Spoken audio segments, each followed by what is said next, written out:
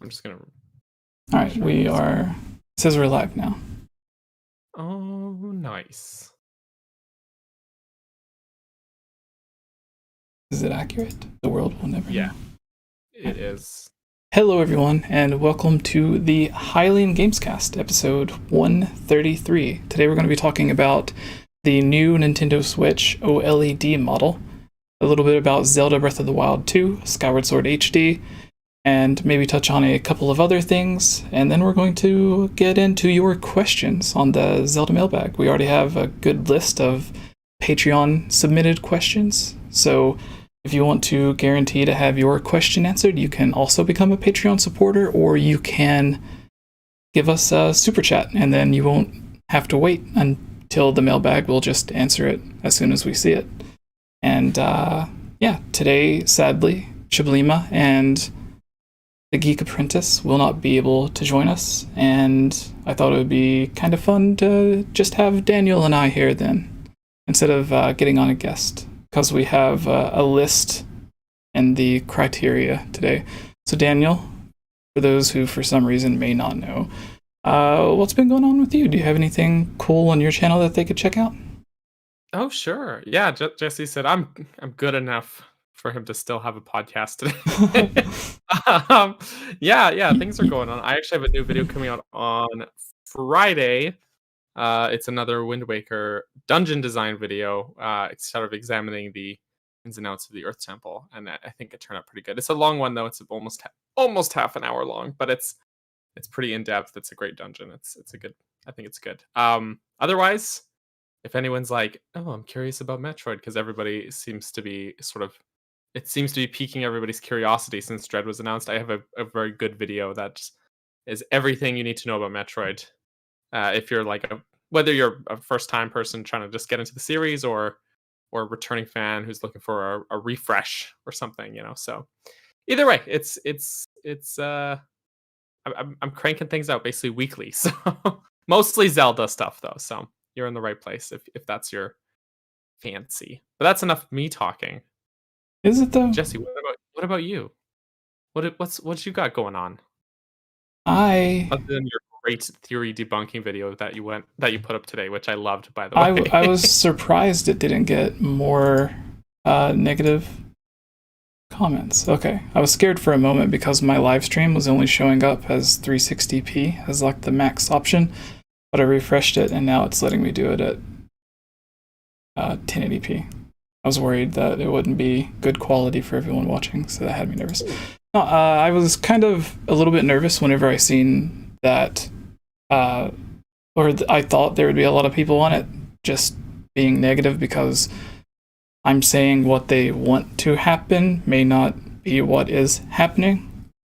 And there was a couple of people, no one was too negative. There was a couple of people that still put out their case for why they felt it was whoever they thought it was in the thing. Like, someone still commented saying that they thought it was still Zelda.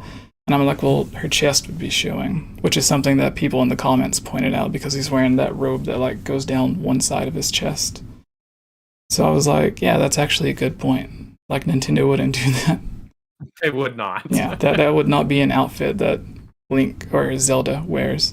And even still, like, even with the normal Gerudo outfit that Link has to put on to disguise himself, I don't even know if Nintendo would allow Zelda to be playable in something like that, just because of how revealing it is, even though the Gerudo are already, I don't know, Nintendo can be odd sometimes. But anyways, I'm trying to think. There was I'll get into it later whenever we actually get into Breath of the Wild 2. Because I'll have to look it up, but there was an interesting comment that I wanted to read out, and it actually goes along with one of our topics that if we have enough time to get to today, where we'll be talking about, there was a list that someone sent me, and there's only like 4 things on it, so I looked up a second list about Breath of the Wild 2 theories and ideas, and I thought we could just give our thoughts on it instead of the ones we already know. Maybe there's a few on there that we haven't heard yet, and whether they're dumb or really cool. Everyone seems to like it whenever we do that kind of thing. But to officially start off, we have the new Nintendo Switch OLED model. It isn't the Switch Pro that everyone was hoping for, although it does seem to have some of the leaked specs and everything that people thought were going to be associated with the Switch Pro. Like the OLED screen for the better screen quality and the larger screen taking up most of the actual tablet of the console. And turns out all of those leaks and information that everyone was giving ended up being true. It just wasn't for the Switch. Although I do think if a second Switch or a Switch Pro does come out, it would keep that same overall look or aesthetic as the new one. Right. Oh, also, someone in the chat said your mic's a little too high. Okay. And it's gainy, so you wanna just cinch down. Yeah. Well, that's perfect because what are your thoughts on this? I mean, on the OLED in general, or anything specific about it, I guess. Just the announcement in general. Yeah, I mean, I don't think, like, there's been a lot of rumors about a Switch Pro, all that stuff, right? And I don't think that's what this is. I don't think that's really what I think this is just sort of an iteration of the Switch. They already had a version 2, and we had the Switch Lite, and now they're just sort of not keeping up with the technology per se, but giving, a little bit of finesse to the new models, and probably just going to phase out the original, like the launch model of Switch, and eventually sort of replace it with this. But I don't think this is like the Pro or whatever. I don't know if that's even a real thing or not. I can't even begin to speculate on that. But I think that, I don't know, like, that a lot of people are like mad about it, and I just feel like that's so unnecessary. If you're someone who plays in handheld or something, then it might be great for you. Yeah. Someone who plays on TV mode, like docked a lot, there's probably not much reason to get it, just because the technical specs are almost all the same, aside from the nicer screen, enhanced audio, and the internal storage is larger, basically. So you get double the internal storage. But I like to buy physical games anyway, so I'm gonna just like not bother with it. But it looks cool. It looks very sleek. I love the look of the new dock, even though I'm totally not worried about the LAN adapter. Like, it's just no big deal. But I don't know. Like, I feel like their target with this is people who are on the fence about getting a Switch, and now this is kind of like the push to like finally get into it. Do you know what I mean? Like, that's who I feel like their target audience is with this. Like, someone who's been holding off and they've been kind of wishy-washy about it, and now, okay, maybe this will be the incentive enough to get them to actually buy into the console.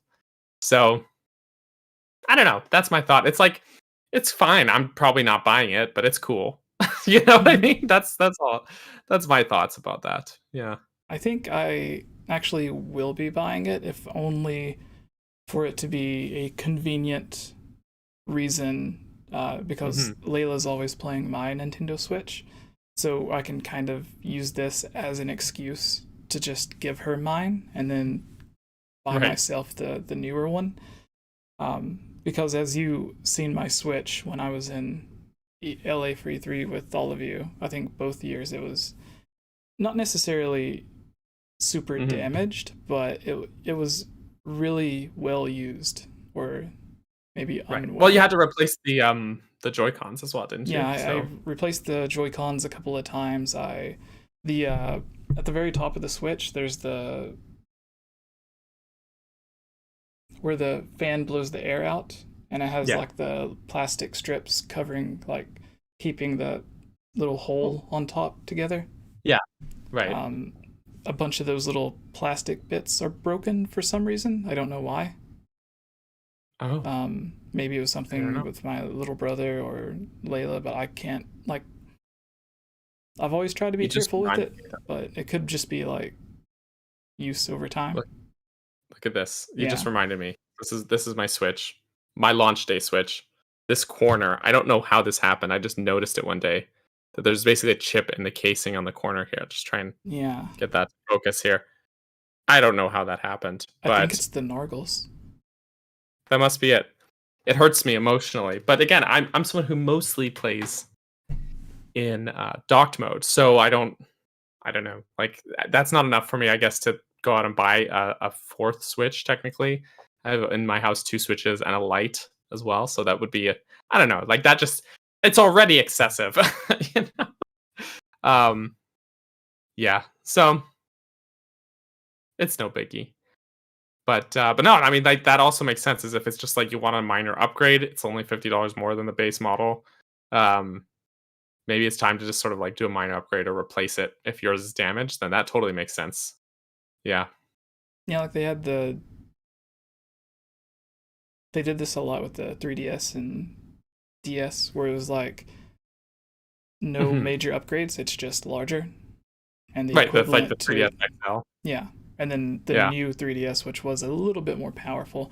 But honestly, like Mhm. aside from the extra frames that it may have given you on some games, the biggest improvement on the 3DS XL or new 3DS was the second analog stick, which is really Mm. great for Majora's Mask. Oh, and the motion tracking Yeah. was not in the original 3DS, but in the new 3DS, it had that motion tracking. So if you like to play with the 3D slider up, it performed better. But I literally Yeah, you didn't have to keep it like never played in the exact with same spot. yeah, I would like never. Which that improvement makes a lot of sense for a portable console, like a handheld like that, because like if you're playing in the car or on the bus or whatever, you're probably not keeping it stationary, and even just holding it, you're probably not keeping it like just stationary in one spot like that for the whole time, right? So I don't know, but I almost never played with the 3D. Like every now and then I'd turn it up just to see how it looked, and it's like novel and whatever, and then I'd turn it down when I'm actually playing because Yeah. that's just So how I am. we So have yeah. a couple of questions that are in the mailbag that actually pertain to the Nintendo Switch. So we'll get into them since it'll probably be Mhm. questions about stuff that we're already talking about anyways. But with the Switch OLED model, which Mhm. isn't that the official name for it? Like it's not the Yes. new Switch, Yeah. it's not the Switch XL, Nope. it's And Switch that's why I OLED think it's model. that's why I think it's not meant to be like the pro model, or not meant to be the model that you trade in your Switch to upgrade to. I really think it's just meant for new consumers to come into the Switch market. Do you know what I mean? Yeah. Because it's not the Switch Pro, the new Switch. It's just the OLED model, the OLED model. It's just another model of the same console. So I think that's why they had that sort of very particular phrasing of it. Maybe I'm too much of an apologist or a defender, but I just feel like it's not worth getting mad about. It's like, okay, if Yeah, I hadn't bought a Switch by now, I'd buy this one, but I did I'm see not a gonna buy lot it. of people that were really upset about it, which I don't necessarily understand. I would understand at the most being really excited, expecting like a Switch Pro or Switch 2, and being disappointed. Hmm. But in the end, like maybe you're not getting the extra power that the Switch Pro would have offered, but you're still getting the same OLED thing, which was something that a lot of people was more excited about because they felt the Switch already had games looking great, especially for handheld mode. So having better colors and a larger screen kind Hmm. of a lot of people like that's what they were looking for and that's what they're getting. So that works out for them. But what it first reminded me of is like as soon as it released, we always talk about how Nintendo always says stuff like Skyward Sword, for Hmm. example, Skyward Sword HD, they have no plans for it. And then Yeah. they end up announcing, yeah, we've been working on it for the past few years. But a few months ago, you said that it didn't exist. You had no plans for it. And it was the same Yeah. thing when they were asked about the Switch Mini, which is what it was rumored to be called at the time. And they were like, we have no plans to release a second version of the Switch. And then a little while later, we got the Switch Lite. And then again, it was the same thing. They have no plans on releasing any other versions of the Nintendo Switch. And then now we get the Switch OLED model. And even with the 3DS, whenever it released, and we always joke around about how Miyamoto said a few different times that they were only going to have the one model of the 3DS because they designed it with the evolution of the Nintendo DS in mind. So instead of starting at like a from nowhere and creating a new console altogether and a new style and everything, they could just improve off of the way they felt the Nintendo DS had perfected along its life cycle. So with the 3DS first model, they seen no reason to release a second model because in their mind it was already perfect and they had no plans to do another model. And then a few months later, we get the 3DS XL, which was the exact model the interviewer was asking about. Yeah. And then, yeah. Because his question about that was even fair, asking not just is there a second model, but what do you have to say for the people that went out and bought a Nintendo DS just to have like a DSi or a DS XL release a few months later, when they could have held out if they would have known. So for the people that want to buy a 3DS right now, but are afraid to because they feel as soon as they do, a 3DS XL will be announced. And even in that question, which might make you want to have a bit more sympathy towards the customers, he still said there was no plans for a second model, even though they knew they were going to be announcing one just a few months later. So that's not really Nintendo's fault. That's just the whole marketing thing. You can't... Yeah. Like, I'm sure Miyamoto probably wouldn't really get into trouble. I don't really know. But since he's like second in charge at Nintendo, very doubtful. But I do think, like if it was just another developer that let it slip, then yeah, they would be fired or something. But with Miyamoto, I don't think he really had anything to worry about. But anyways, it just kind of reminded me of that. And I guess that takes us back to last week on the podcast. We kind of talked about, there's a lot of people that asked about what happened to all the Zelda remakes, whatever that was going to come. And we used this same example and said that after Skyward Sword comes out, then you can kind of expect more stuff. And then if they did have plans to announce something in October or August or whenever, they're not going to say that at E3 when they're waiting to have it be a surprise, like they did with the Switch OLED, which is something they could have announced at E3 and would have made their already good by most standards E3 Direct have been even better. True. Yeah, it's kind of weird that they did a random Twitter drop again for the announcement, but yeah, I mean, also just as a side note, I'm sure that many retailers like GameStop or whatever will probably have trade-in offers as well. You know, if you're not wanting to drop, what is it USD? Is it like 350? Is that how much it is at USD? I've seen something that said 350, but I didn't know if it was like American or some other currency. USD, I think it's 350. So I mean, there'll probably be trade-in offers for it or what have you. So I mean, you know, it's not all for loss or whatever. So, but yeah, actually, that would have been a good E3 announcement. I think that's kind of would have given them just a little bit of extra oomph, you know, even or maybe an extra bit of controversy. Who knows? Yeah.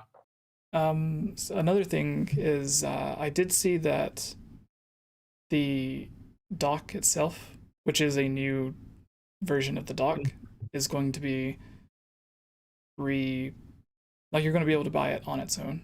So do you think there would be a you could buy the base model dock on its own as well, right? So I'm not surprised by that. But do you think the Switch OLED model would be available on its own? Like without a dock? Yeah, like not Probably right now, not. but later on. Like when the Xbox One first released, you had to pay the $500 and it released with the new version of the Kinect. Right. And then like a few months later, then they released the $400 single console version. That's a good point. But that's Microsoft, not Nintendo. Is it? Microsoft makes decisions that make sense a lot more often, in my opinion, but they just don't have the IPs for me to be a Microsoft fanboy. But the I don't know, like you still can't get the base model Switch without the dock, right? It always comes bundled. So I don't know. I feel like they're gonna ride that, because then it can justify putting in a higher price point, because it comes with this stuff, right? So I don't know. I don't think they're gonna reduce it or sell it on its own.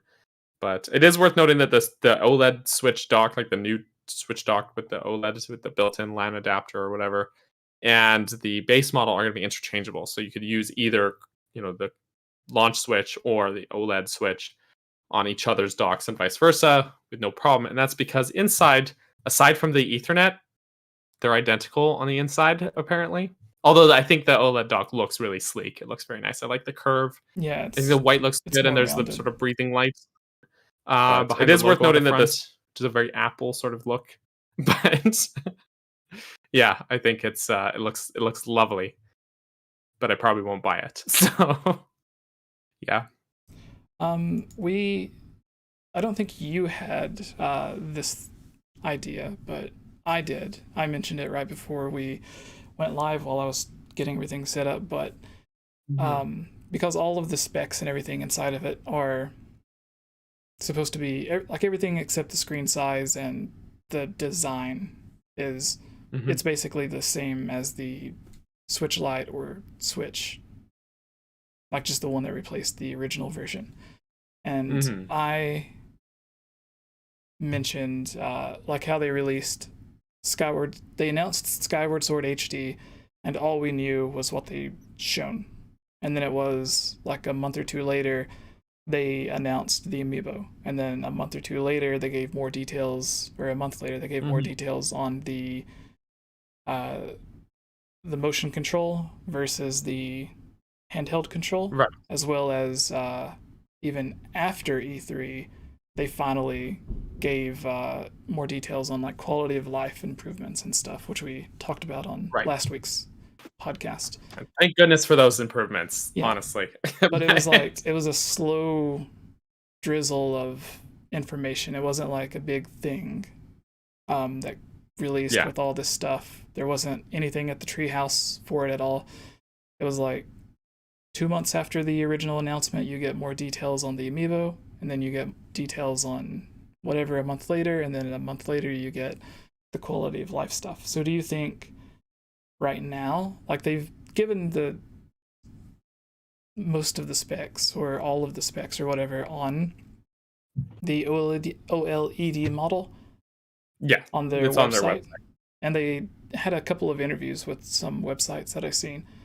But do you think something like that could happen with this, to where right now we're just getting the trailer and the reveal, that's it, and then later on there's going to be more stuff coming? Well, like what more stuff could come, honestly? Like aside from firmware or software stuff, right? Because the specs are there, they're out there, right? We have all that info, and there's no change, right, to the specs. So I'm not sure what memory that you mentioned. Right, yeah, it's got double the internal storage, which I guess if you do a lot of digital purchasing is great. Because then you might not have to archive things often.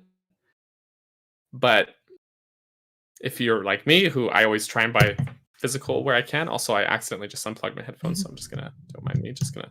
It's okay. No one important would have been able to talk to you anyways. Oops. Sorry about that. I said back in there. Yeah. So I mean, like then it's not that big of a deal ultimately for myself, that extra memory, just because I don't buy digital very often, and yeah. So I don't know. It's I'm just not sure like what else they could add to it aside from like certain firmware features or whatever. But they could. I don't know.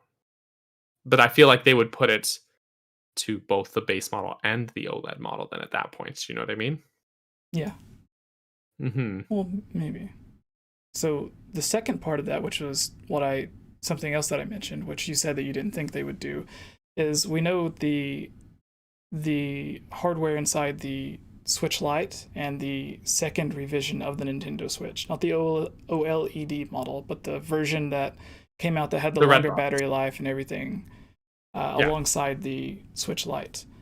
When they released those two, they actually did sort of an upgrade on the CPU and GPU and everything inside. And even though they're technically better and can run faster, and some of the games they do play at like 1 or 2 more frames per second, even though they're artificially limited so that it still, even though it's a better processor than the original Switch, it's held back to stay in line. That way gameplay experiences are the same. Although it does, even with it being limited, it still offers a teeny tiny bit of improvement on games like Odyssey or Breath of the Wild, where the frame rate and the resolution drops when things get more intense. You'll see like maybe 1 or 2 additional frames. Like Digital Foundry has a great comparisons where they have like the lines to graph out the frame rates, and it's like a tiny bit better on the new Switch models.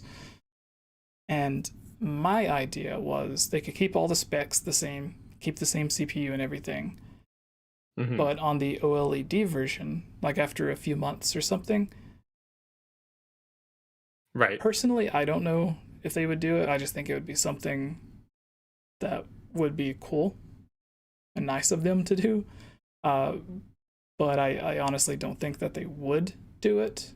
Right. Which is, instead of limiting that chip, they let it run at the capacity that it can run, or at the speed that it can run. Because the GPU and CPU can run faster and play games better. We've seen there's a bunch of people that have modded their Switch to where they can go into the system settings itself, and they can take the limit off of the CPU and GPU and let it run at the speed that it's actually rated to run at, and you get like quite a bit of improvement on a lot of games. Like it's able to run like Witcher 3 is a game that runs really poorly on Nintendo Switch, but by doing this, you can have it run at a steady 60 frames. You can have, I think, like Breath of the Wild runs close to or at like a steady 30 frames instead of having like dips and drops in Korok Forest and stuff.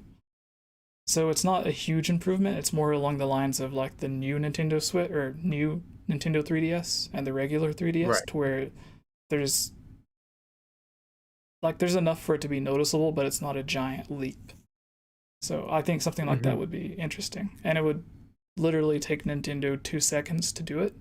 And if they're worried about it taking battery life down, then they can have it where it's only in docked mode, that it gives you the extra power that it's capable of doing, which they kind of did something similar to this, but instead of doing it during the actual gameplay, it only does it when it's loading stuff. That way the loading times are sped up a little bit. Do you remember them announcing that, Daniel? For the new 3DS? Do you remember? No, on the Switch. I don't know. Like they're able to let the CPU overclock a little bit. That way it loads games and stuff faster, but it doesn't really do it during gameplay, just while it's loading. You didn't know about this? No, I didn't. Oh, that's okay.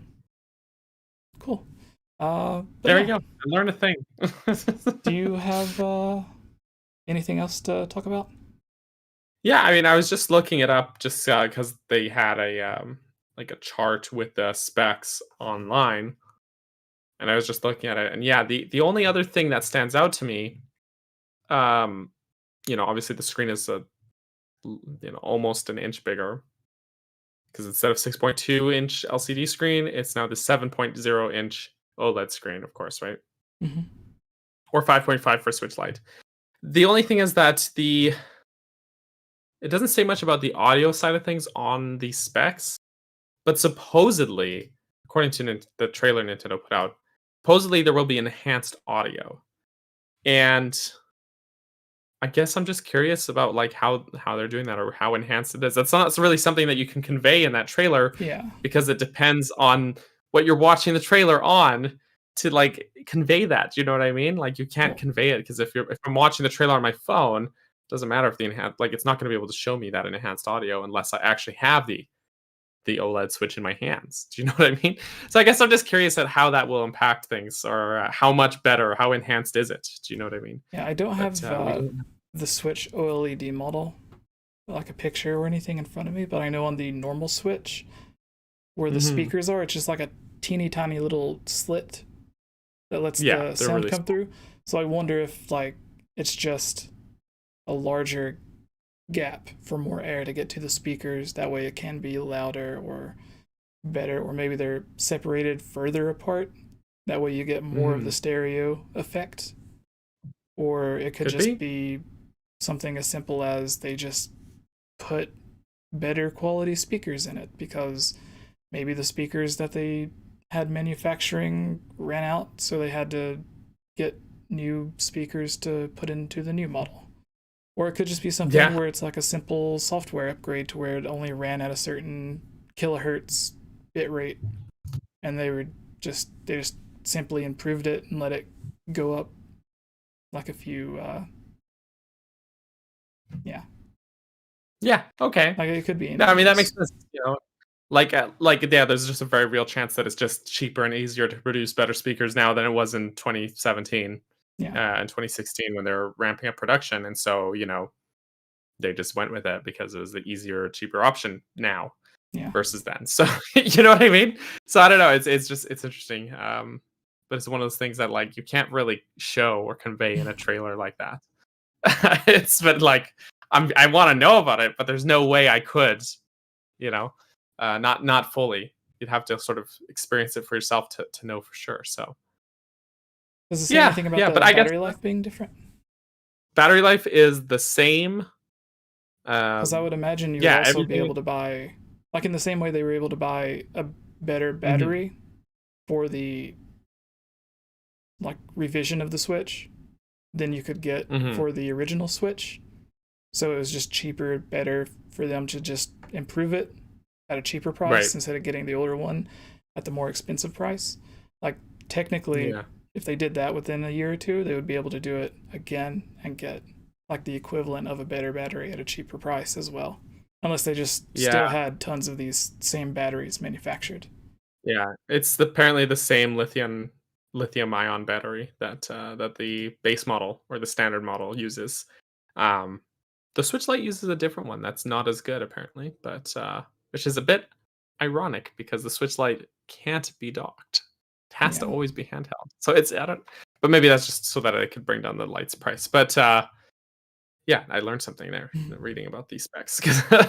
So yeah, I don't know. The battery life. It's the same lithium ion battery, and it gives the same estimate as to battery life, 4.5 to 9 hours, which is the same estimate the standard model gives, and same charging time, approximately 3 hours when charging in sleep mode.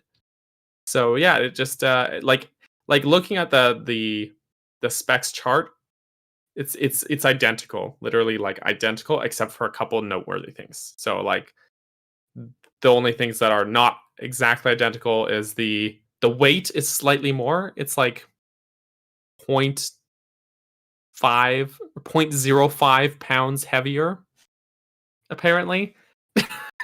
And screen's bigger, the storage is bigger, so you can save more things. And that's it. That's all they've got highlighted for different things here. So yeah, yeah. Oh, Interesting. and then the Ethernet. Sorry, the you don't need an Yeah. adapter because on this standard one it says adapter sold separately, and the OLED model it says it's built into the dock. So yeah, otherwise everything is literally just copy paste. It's identical.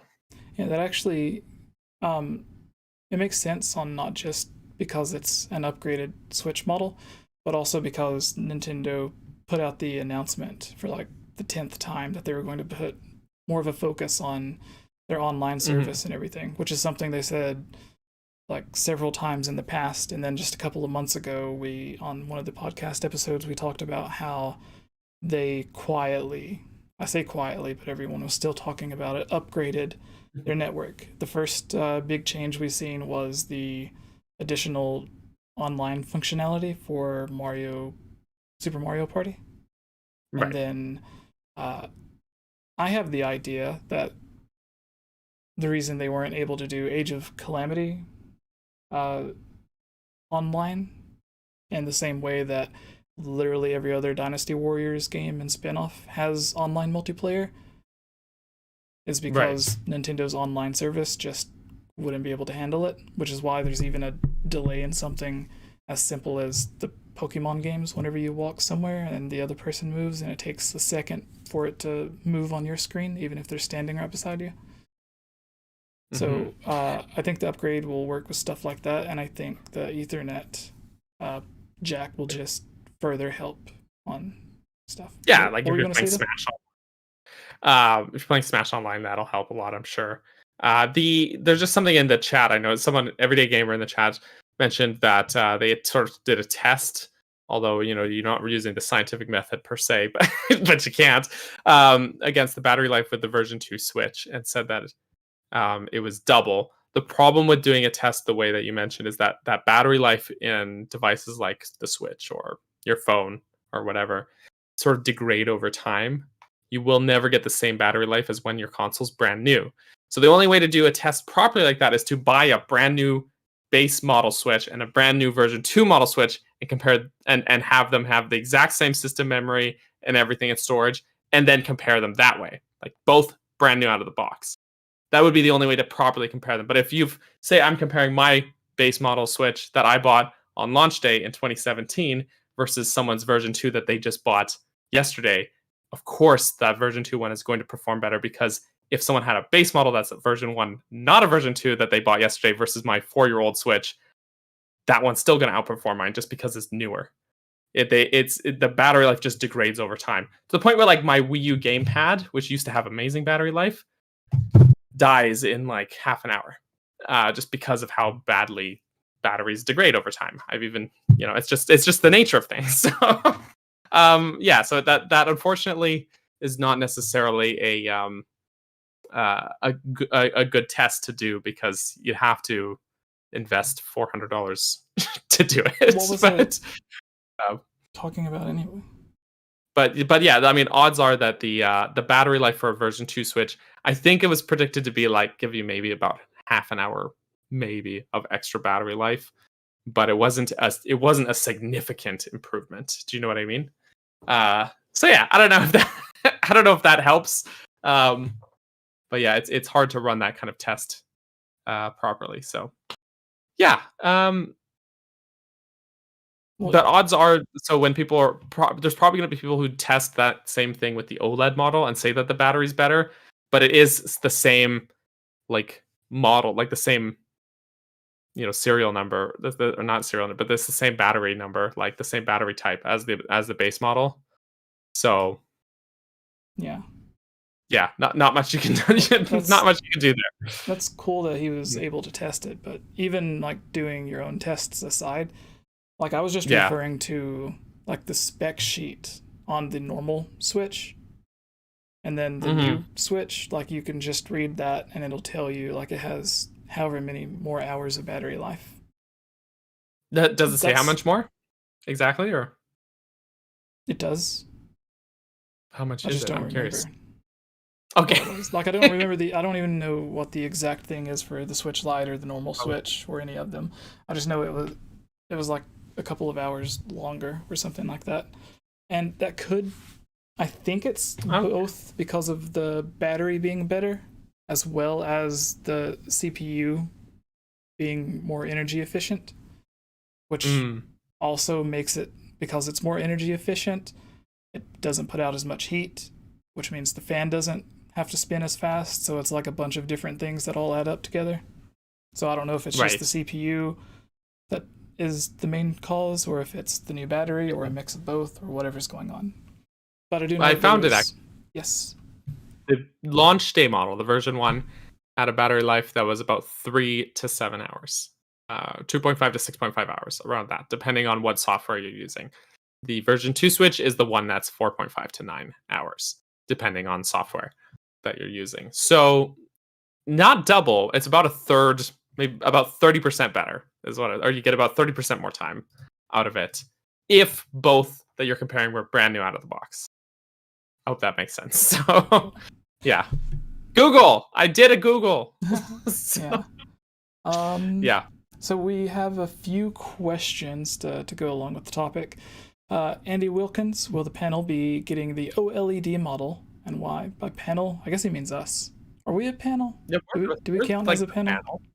We're like a panel. I feel like that's more professional than us. It is. We could be professional if we wanted to. If we tried hard enough. Could we though? I mean, we used to start the podcast at like 6 to 9 Eastern or Pacific, and then we moved it to like 30 minutes after, thinking that we would, like, instead of just being professional and getting where we're supposed to be on time, we were like, okay, well, let's just delay the normal time of the podcast. Instead of us fixing our problem, we'll just delay the podcast. And then we still have technical issues like today when, like, we still start 10, 15 minutes late. Oh. So I don't know if we can be professional. I don't think all the bananas in the world would make us professional. Yeah, maybe not. We could always try, though. Yeah. We could always try. What was the face you made, though? You said, oh, wait. Like you've seen something bad. Oh, just are there ghosts in the chat? Yeah, they're ghosts. No, just talking about child labor, which is just not a good subject. Right, so, but yeah, will the panel be getting the OLED model, and why? I say I most likely will. All the improvements is cool, but mostly it's just an excuse to just give my Switch to my daughter, and then I get the newer one. But what about you, Daniel? I it's funny, I put a poll out on this on my community page about this as well, and the sort of the majority vote is actually the same one that I was, which is it's cool, but I'll pass. So I'm probably not getting it. I think in Discord as well, they both Geek and Tubes both said they were probably going to pass on it as well, in case people are curious about the rest of the panel, if you will. So yeah, I think that yeah, I don't know, like, it's cool. I really like how it looks. I like the white Joy-Cons, even though dirt will show for sure. I think the new dock looks very sleek, but like, I've already spent a lot of money on Nintendo products, especially in the Switch hardware side of things. So I'm gonna pass on that one. But unless it dropped in price or there was a really good trade-in offer, which there probably will be, or some extra incentive beyond the screen. But like, honestly, I have an SD card in there, so the storage isn't that big of a concern. And then I have to move all my save data, which isn't that hard to do because cloud save, thankfully. But I don't know. I don't know. I would need more out of it. I very rarely play in handheld mode anyways, so it's just not worth it for me personally. But yeah, but no, no hate or shame to people who do want it, because I think it is really cool. Nice. The has spoken. Yeah. So Hylian Gamescast, just for the sake of speculation, do you think the Switch OLED model is using the same custom Tegra system on chip and RAM? Yeah, we went through that. It does. Yeah, it is. It's the same NVIDIA Tegra chip. Eternity says, do you think we will get themes this time? Because it's using the same operating system. I don't know if that's the right term, but it's all the same firmware, software, everything as the base model. No, but I would really like themes and folders and things like that. Heck, you could have folders on the Wii U and not the Switch. What's up with that? Yeah, that is kind of crazy. I think Gabriel Crossing says, do you think that the Joy-Cons for the OLED model will be any better in terms of Joy-Con drift situation? Nintendo said it's the same Joy-Cons as the base model, and they're interchangeable. So no. Also, Zoe PM just gave us a super chat, 4.99. Thank you, Zoe. If you have a question or a statement or anything you want to, share with us or you want to ask us, let us know, and I will watch the chat for your name to come back up here. But thank you so much for the super chat. It's just in time. This is message retracted. Oh no. Oh, that's Zoe. She had a really nice comment on the video earlier, and she was the one that sent the email talking about the thing that she found with the Sheikah symbol that I sent you the screenshot of. So interesting. Did you get a chance to look at that? I did. Could you see the Sheikah symbol there, or do you think dumb brain about it? I was like staring at it, and I was like, "What am I looking at?"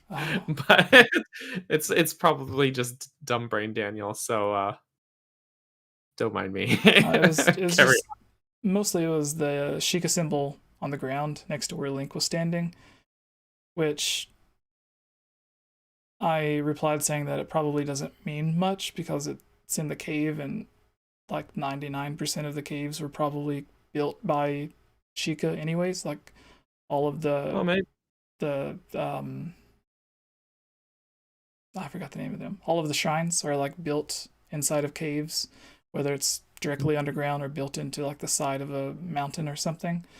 And even the Yiga live inside of a giant cave, and they used to be Sheikah, so likely if there are caves, then the cave that the Yiga clan's hideout is in is an appropriated Gerudo thing. So like there's Gerudo architecture, sort of the stone slabs that Gerudo used in their architecture, as well as Gerudo statues with Gerudo text on them.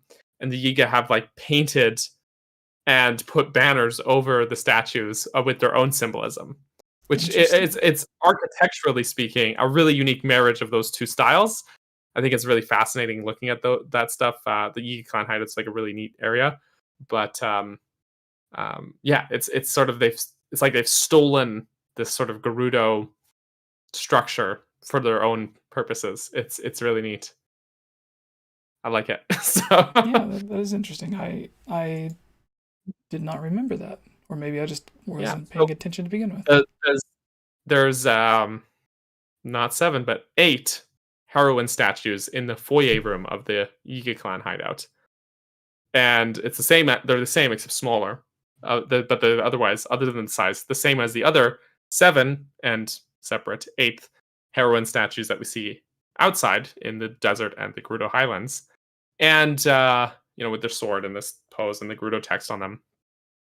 But then they've taken a banner and put it over the face of the statue, and it has the Yiga symbol. It's really neat. Interesting. It's a neat detail. Let's see. Yeah, I think we're ready to move on. Sure. I will just mention it because I know Dragon Cheese at Patreon, and they just asked in the chat, when you transfer your account from one Switch to another, what becomes of the first one? I've never had to do that. So I've transferred data between Switches a couple times. It'll stay on your first one. It'll like copy it over basically, and then Nintendo has some weird rules about which Switch profiles can use what. But if it's just your own profile, it's not a worry. But if you have multiple profiles, like only yours could use it on both. And the what's words that I'm looking for? You can basically toggle which one is like your primary console and which one is like your secondary one in the settings in the eShop, which is a weird place for it. So I actually currently have. Sorry. Finish? No. Go on. I was done. Okay. I was gonna say I actually have my primary Nintendo Switch, like my actual Nintendo Switch, set as my secondary Switch, and then my brother's is set as my primary because where he lives he doesn't have internet, and by setting my primary as his Switch, then he can play all of the downloaded games and stuff and have access to the DLC, like the Champion's Ballad and stuff like that, without needing to buy it again or be connected to online. So, but I'm probably like an outlier in that. But yeah, the next topic, Skyward Sword. So I thought this was interesting because Skyward Sword HD is going to be coming out in a week. I just had Skyward Sword in general here, or Skyward Sword HD in general, because I couldn't think of anything to talk about, but I felt we should keep it somewhat Skyward Sword related because it is coming out and it's still something that a lot of people are talking about. I've been getting a lot of questions. Someone earlier in the chat asked if we would be getting Skyward Sword just a couple of minutes ago. But the topic that I went on was our first experience with Skyward Sword, the original. So we originally, when we first heard about the next Zelda game, the first official thing that we got was artwork from Nintendo. Almost similar to this Switch thing, but closer to Metroid Samus Returns, I think, to where they had their E3 presentation. They didn't say anything about Zelda, and then immediately after, during the treehouse, they revealed the Metroid Samus Returns. Or am I thinking of another game? Like, I know there was a big Samus treehouse instead of the direct. Okay. Yeah. In a similar way, with Skyward Sword, they had nothing to talk about Zelda at the E3, and then like an hour or two after the Nintendo, I think it was before they did Nintendo Directs, just during the E3 presentation, they were doing their investor call thing, whatever, where they would just answer questions from all the different magazines, investors, and everything. And one of the things, I think it was unprompted as well, so it wasn't like they were asked and then they showed it. They just showed off artwork for the next Zelda game, which at the time, it was the one with Link standing with his back turned to the camera. He has no Master Sword, but Fi, who basically is the spirit in the Master Sword, standing in front of her. It was in the Twilight Princess art style, because at this time it was probably when they were still doing a weird Twilight Princess sequel and then turning it to Skyward Sword. They're probably like somewhere in between there. Yeah, I know the picture you're thinking of, and it's somewhere in the middle between those two art styles. Link, his features, like Link's face in those two games are distinct from each other. Twilight Princess Link has much sharper features than Skyward Sword Link. He's got a bit of a softer sort of face, and his face in that painting looks more like Twilight Princess Link. Same with he doesn't have the baggy pants. I think he has the tighter pants that Twilight Princess wears. Or Twilight Princess. I really don't like Skyward Sword Link's baggy pants. It's my least favorite part of his whole look is the baggy pants. But I digress. So it's kind of somewhere in the middle. It looks painterly like a lot of Skyward Sword's art, but the designs look like they're done in Twilight Princess's sort of envisioning of Link, if you will. Do you know what I mean? So it's like the designs of Twilight Princess, but in Skyward Sword style. It's this really interesting marriage, or not marriage. It's almost like a yet to be separated, a pre-divorce, if you will, of those two art styles. It's interesting. It has all of the detail and models of Twilight Princess, but it's drawn in the art style of Skyward Sword, to where it has the paintbrush strokes, but it still looks like Twilight Princess Link. But he's like Skyward Sword Link in a lot of his poses in a lot of the official art. He's got these really dynamic stances and stuff like that. And Twilight Princess Link has these very stiff, sort of strong poses that those kind of stances, those very sharp, angular, stiff poses. And it looks to me like they still had that version of Twilight Princess Link in their head when doing that. Like he's standing in this very like striking way that that Skyward Sword Link would never stand in, but Twilight Princess Link might. And he's got like his hands out in this almost like claw flex hand thing, like he's about to grab something very firmly. It's actually a really cool piece of artwork. But yeah, and then Fi doesn't look quite like Fi. It looks like they hadn't finished her design yet, so just like a little bit off. Yeah, at the time people thought she was a great fairy or something like that. Well, yeah, because Phi's design looks a lot like the Great Fairies of the Wind Waker, um, as well. So I think that's where I remember thinking that when I saw that artwork as well, thinking that that's what it looked like to me.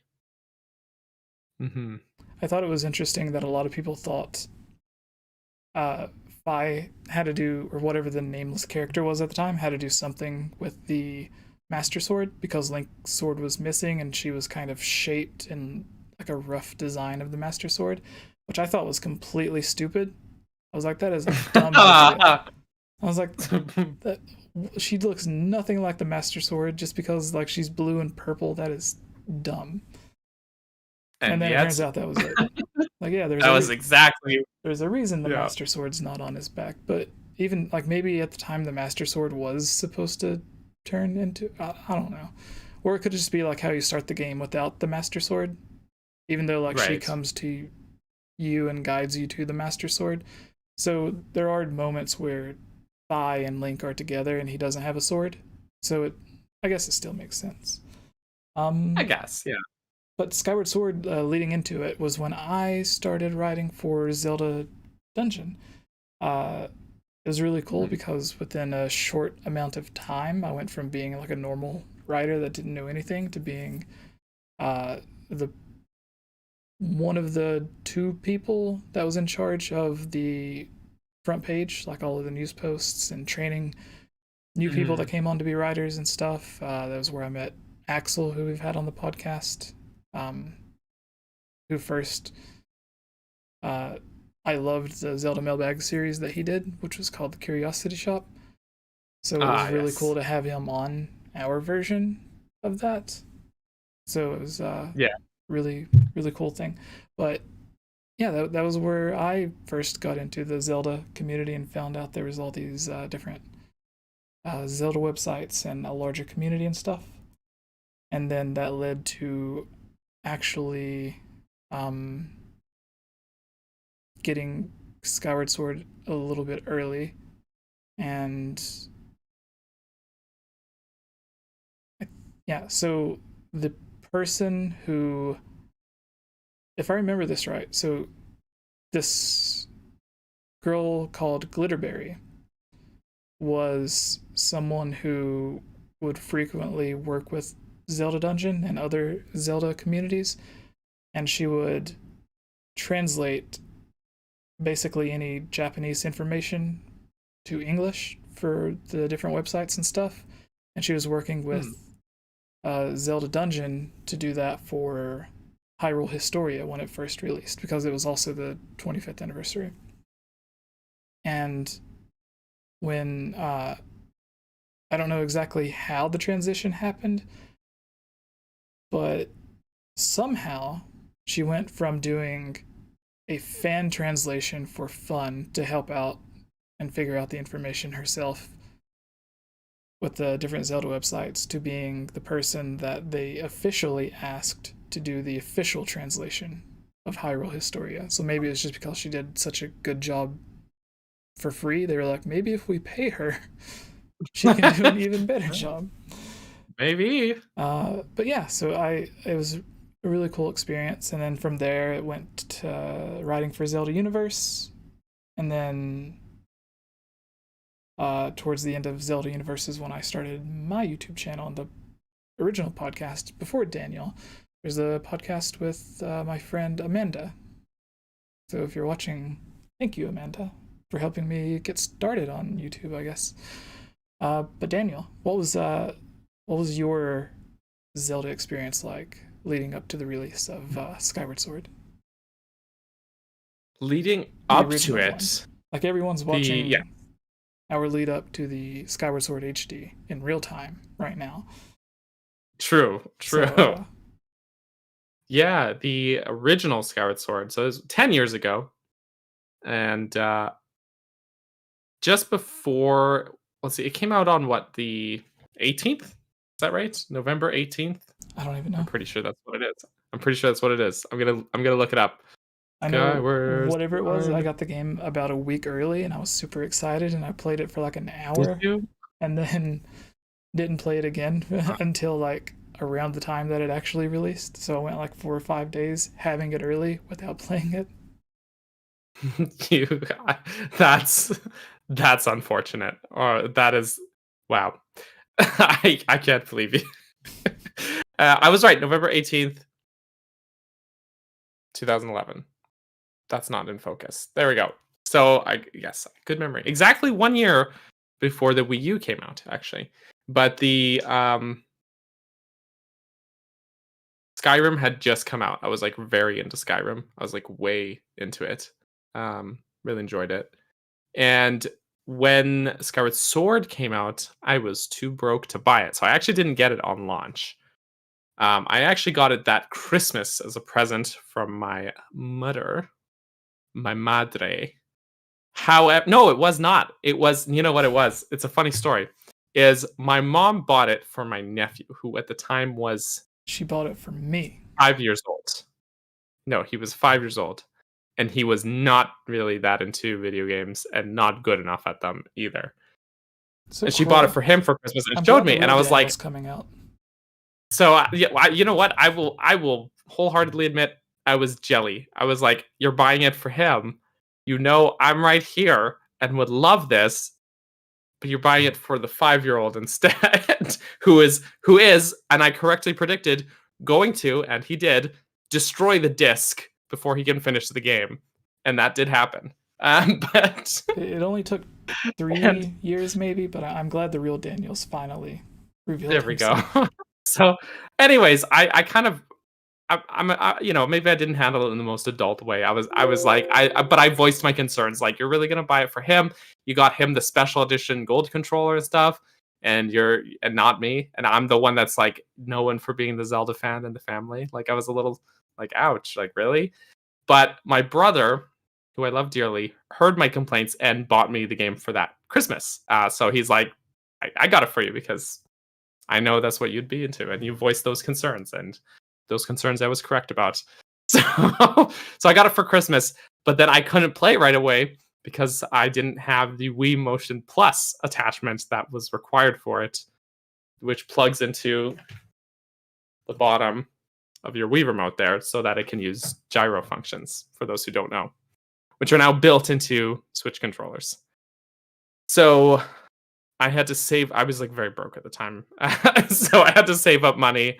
It didn't take too long, but it was then a couple weeks after Christmas, I think, whatever, my next payday after Christmas, that I went out and bought the accessory, the Motion Plus one, so that I could finally play it. So I was late to the party, but once I was in the party, I played that game start to finish in a matter of a week and a half, maybe.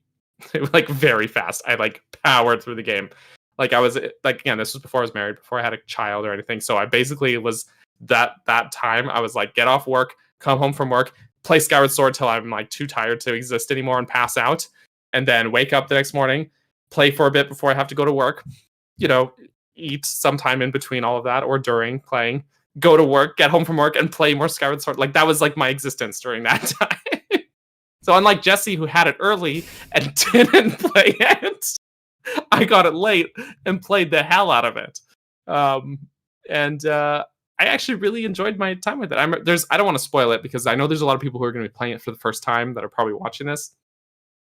But there are story moments in that game that blew my mind. It like made me like actually like be like, wow, amazing. I was actually about to ask you when you first played it, what your first thoughts on the game was and everything. So it kind of goes along with what you're saying. So maybe be vague about it. Yeah, I mean, I don't want to spoil anything, right? Yeah. But yeah, no, I mean, I loved the game. I really enjoyed it. I was really hooked into it. But I was keenly aware of many of its flaws because I think before I had played it, I had recently replayed Miyamoto Twilight calling Princess. people out in the chat. Oh, ain't nobody going to be spoiled. You don't know that. You don't know that, Mr. Miyamoto.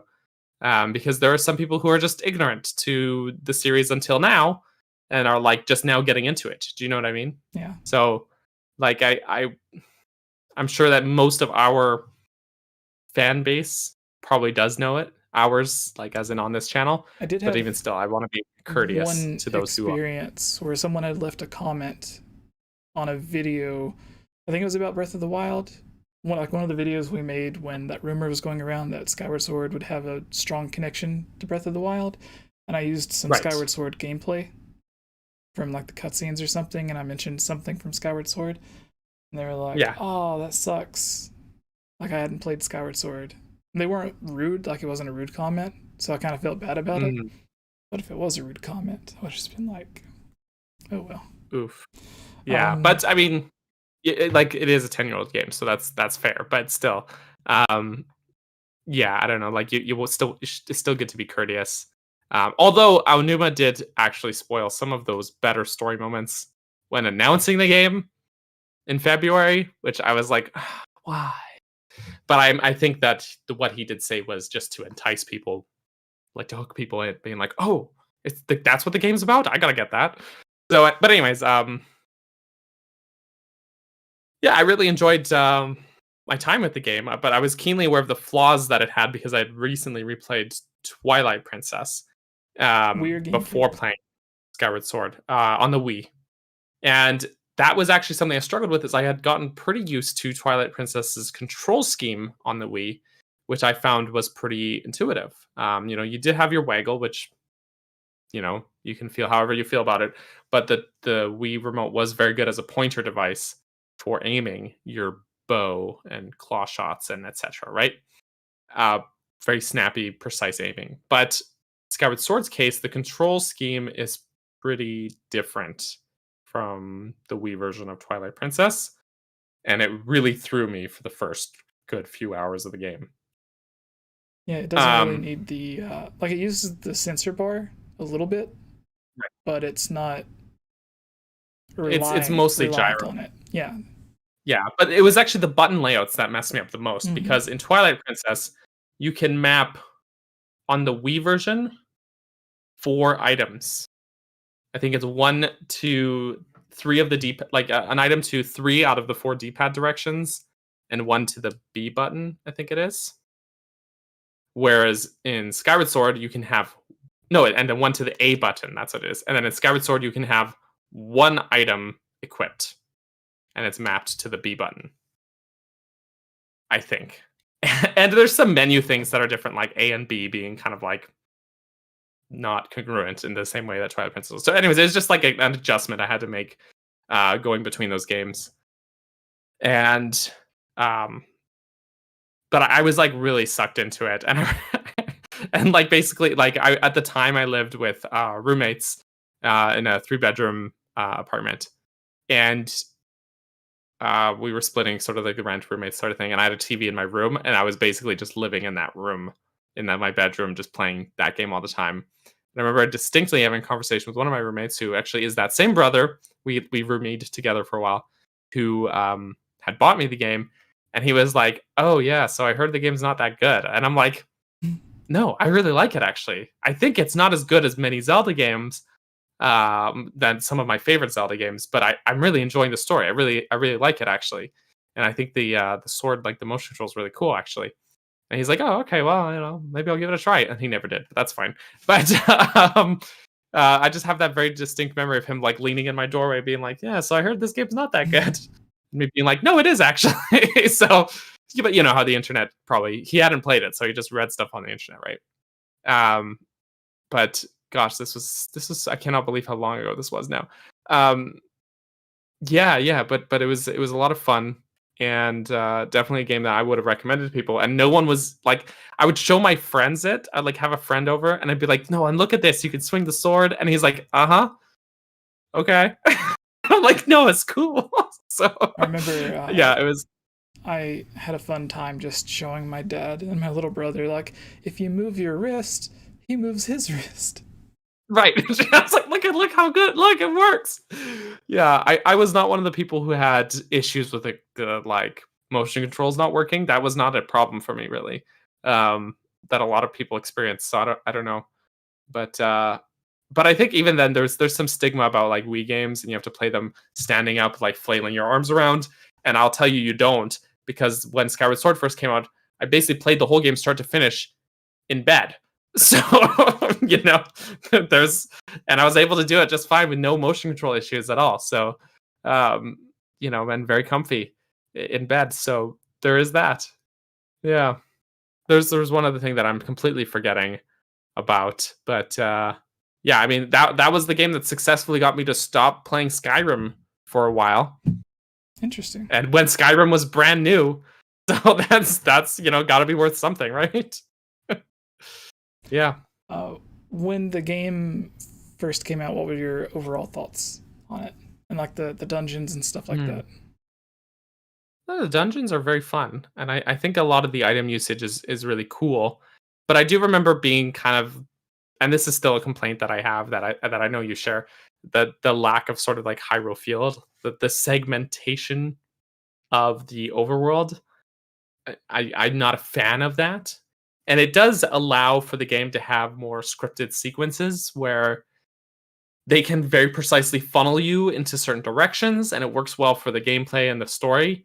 But I really like more open-ended gameplay. And even still, you could make that argument about it funneling you into these directions, forcing you to enter one area through a specific point and exploring and having these scripted linear sequences is fine and all. But Twilight Princess was able to do the same thing and not sacrifice having a Hyrule Field on the previous hardware generation. So I don't know like what the decision was there. But like that's I guess the thing is Skyward Sword is not Twilight Princess, and it's not trying to be Twilight Princess. It's not trying to be Ocarina of Time or Wind Waker. It is very much its own unique beast. And but I think the game has some really fun moments and some really good atmospheric, very immersive elements. And yeah, I think I'm really excited for the HD version actually because it's one of my it's a Zelda game I really like, but one of the ones I revisit the least often for whatever reason. So like I think I've only played Skyward Sword start to finish like 4 times total. And that may sound like a lot to many people, but for how often I play other Zelda games, it's not. In fact, that's how many times I've played A Link to the Past start to finish since it came out on Switch. so so there you have it. Yeah. Anyways, I've rambled a lot, but it's I'm very excited for the HD version. It's going to be a lot of fun. I think those little enhancements, just there's a lot of very small changes that I think are going to end up being greater than the sum of the parts experience wise. Mm-hmm. Do you I'm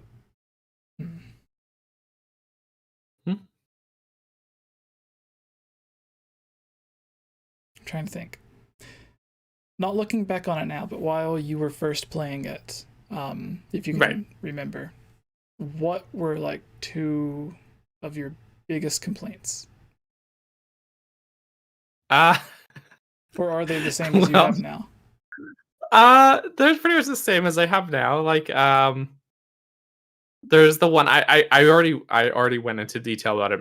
I think what was it 2 weeks ago, talking about Phi, and when we had that Kayla complaint has been addressed. Geek both on. Yeah, okay. yeah, and I went into that whole long rant about Phi being annoying, and someone in the chat, Alexander asked how many times I've beaten Breath of the Wild. 8. I've beaten Breath of the Wild 8 times, so more than Skyward Sword. So, but yeah, the the big thing with Phi was my biggest complaint for sure, and that's been fixed in the HD version, and that's fantastic. I'm really glad that that's something that they sort of listened to the fan feedback about and addressed and fixed. Do you know what I mean? So that's something I'm really excited for, because yeah, I also find the dowsing, that's what the word is. I find the dowsing kind of annoying. And so I don't think they fixed that yet, or they haven't mentioned it. But I really don't like the dowsing mechanic. It just feels really forced on you. You know? Like there's a if it's optional, I think it's a fine mechanic because it's basically a radar. It's a sensor. It's like the Sheikah sensor in Breath of the Wild. But in Breath of the Wild, you can turn it off, right?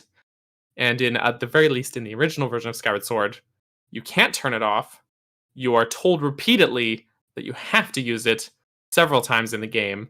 And like I think dowsing works best during side quests. Like again, very optional things where you can kind of check on it, get a general sense of direction, and then follow, and then maybe come back and check on it. And that those side quests are when dowsing is at its best.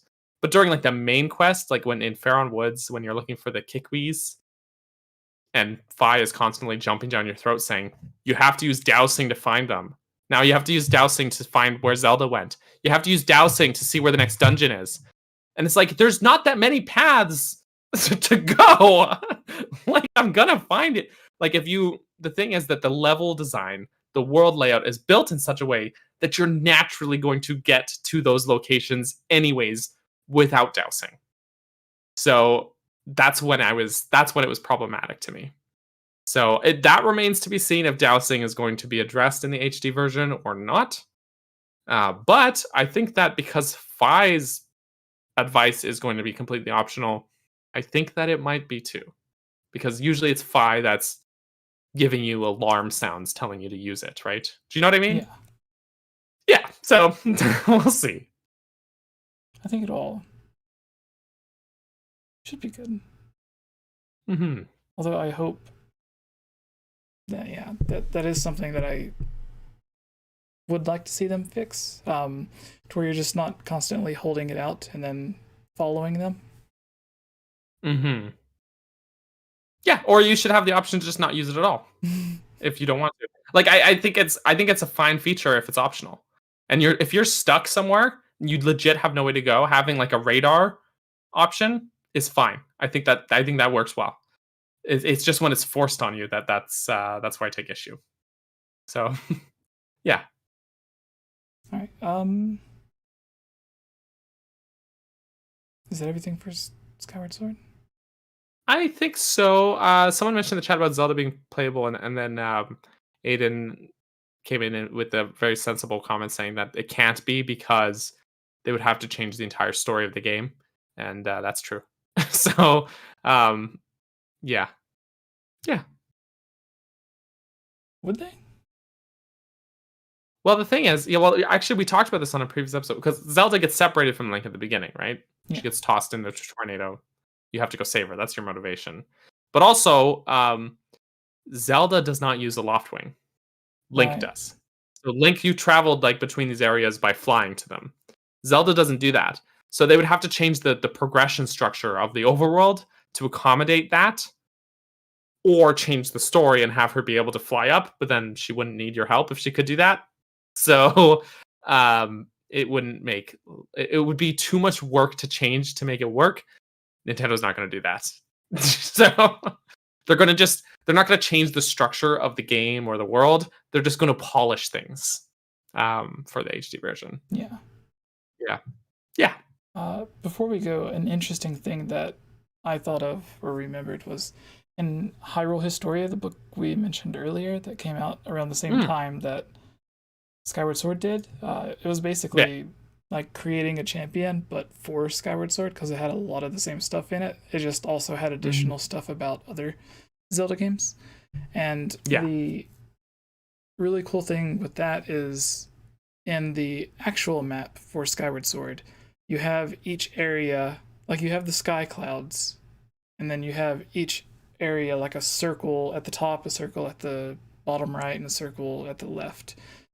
But there is a map where like the clouds are more open and you can just see all of Hyrule, including Hyrule Field. In Hyrule Historia? Yes. Do you know what page? I want to see that. I I have the book right here. I don't think there will be additional story elements or changes. Yeah, I think don't think there will be either. It's just going to be refinements to the existing formula or the existing gameplay. It's just polish, refinements. All the Skyward Sword stuff I think is near the beginning of Hyrule Historia. It has like 3 or 4 different beta versions or concept versions of the map. Oh, I think these are what you're referring to. Here, I'll just hold these up here. So there's this one here. That's it. Which is a more open. Even still, you can kind of see that the world is somewhat segmented, but it looks really nice. Yeah, you do get to see how it connects. Yeah, but in the actual game, that is not the case. Also, the layout is wrong. like okay, you have Faron to sort of the south for some reason, and then Lanayru in the northeast instead of the far west, like southwest, which it is in the deserts in the southwest instead of the northeast.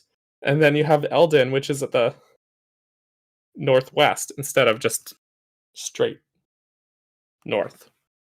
It's really weird. So, I mean, but then again, maybe it's just the angle. No, the angle is because it's mirrored. I don't know. But it's concept art, so we'll just go with that.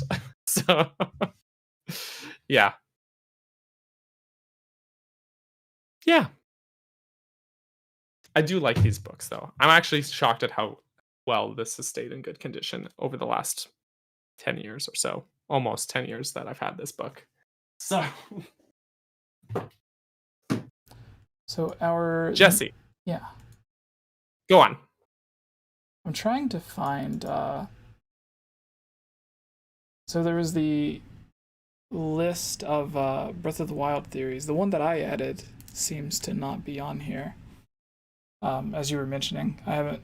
I can go back and find it, but depending on how long... If we get through this one really quick, then I can add it, the second one. But we can just go through these 5 really quickly for now. So this is from... because a lot of people seem to enjoy whenever we go through lists. And then even earlier on today's video, even though it was just talking about the one thing, there was a bunch of people that commented talking about like they enjoyed like going through and like someone, instead of just being like, I would love for this to happen, or I think this, and this, being like, it shows us this, and just using what we actually see instead of coming up with random stuff. So there's a few people talking about how they enjoyed that. And this came from someone, which I was almost hesitant to go with this. But then I decided why not? Because, yeah. Anyways, it's an article from Nintendo Enthusiast, which we have a couple of friends that work at this website. Yeah. But either way, in fairness to the world, we'll be non-biased and we'll try. Yeah, rip apart this one as well. So it says, from Nintendo Enthusiast, 5 exciting plausible theories about the Breath of the Wild sequel.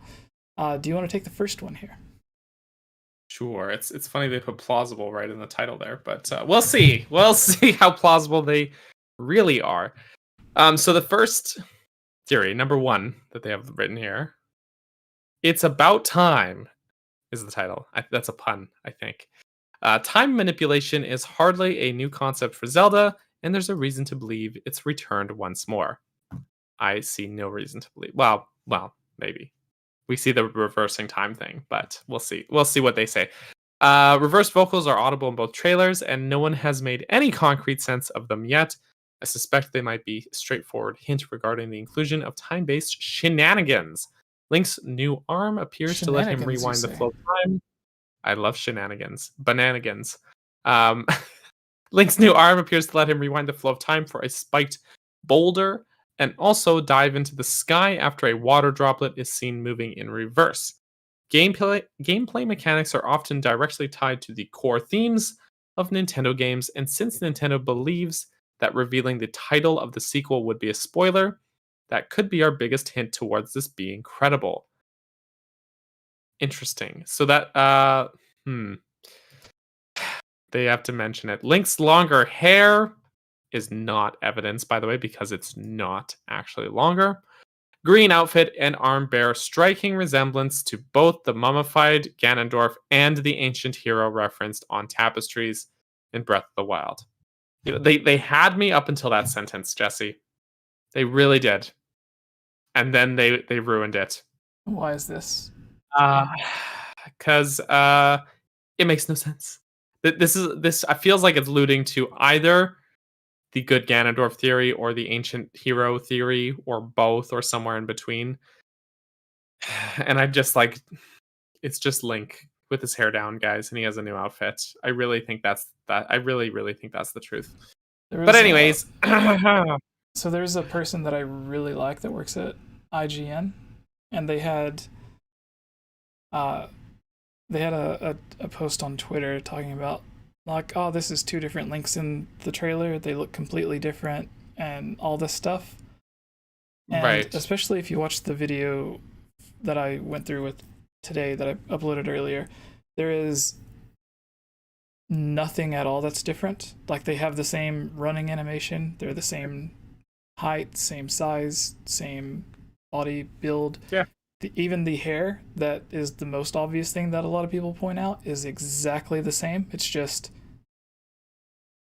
not in a ponytail. It's all down, which there are masks you can put on or head armor gear that you can wear.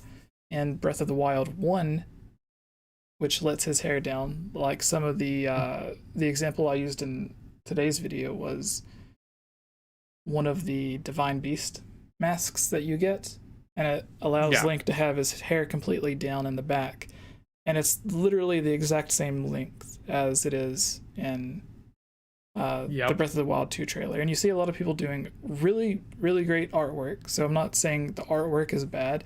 It's just interesting that even though Link's hair is literally the same length, and you can even have that same hairstyle in Breath of the Wild, at least in the back anyways, which is where the longer part of the hair is.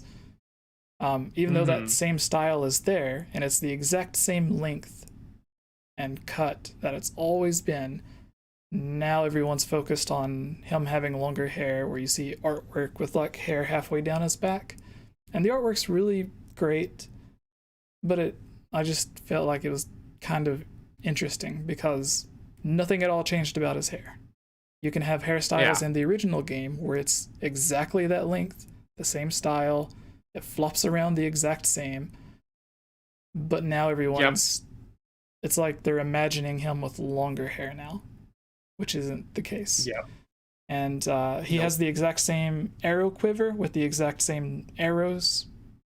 He has the exact same paraglider with even the whooshy tail thing coming off of it. Between the two shots in the trailer, like between Champion Tunic in the trailer and Skylink, it's the same. It is different than his paraglider in the first game, but it is the same as the paraglider we see him use in both cases in the trailer. So and then what else was there? I so can't tell.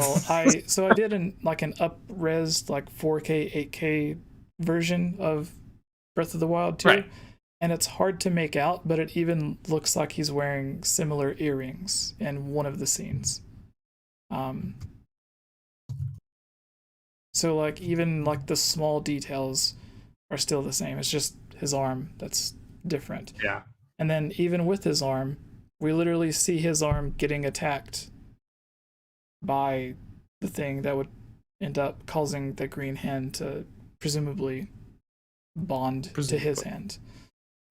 Because we don't see the scene where the hand, like, we see his hand first glowing when he's lying down, but we don't see the hand like start to attack or take over his hand like we do with the Malice trying to attack his hand.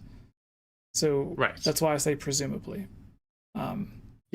But then we see Link doing all of this magic stuff with his hand. Even the Champion Tunic Link does the stuff. And my thought was maybe the bracelet is like the same technology, or even if it's not, like without using the bracelet, if it's just the hand allowing him to do it, allowing him to use like different spells or something that previously he needed the Sheikah Slate to do it, but now he doesn't have the Sheikah Slate, so it's like the same maybe it's the same technology, or it's able to just use that power, or maybe the Sheikah Slate was a way for non-Sheikah to use that power, since we see Impa doing magic stuff without having the Sheikah Slate.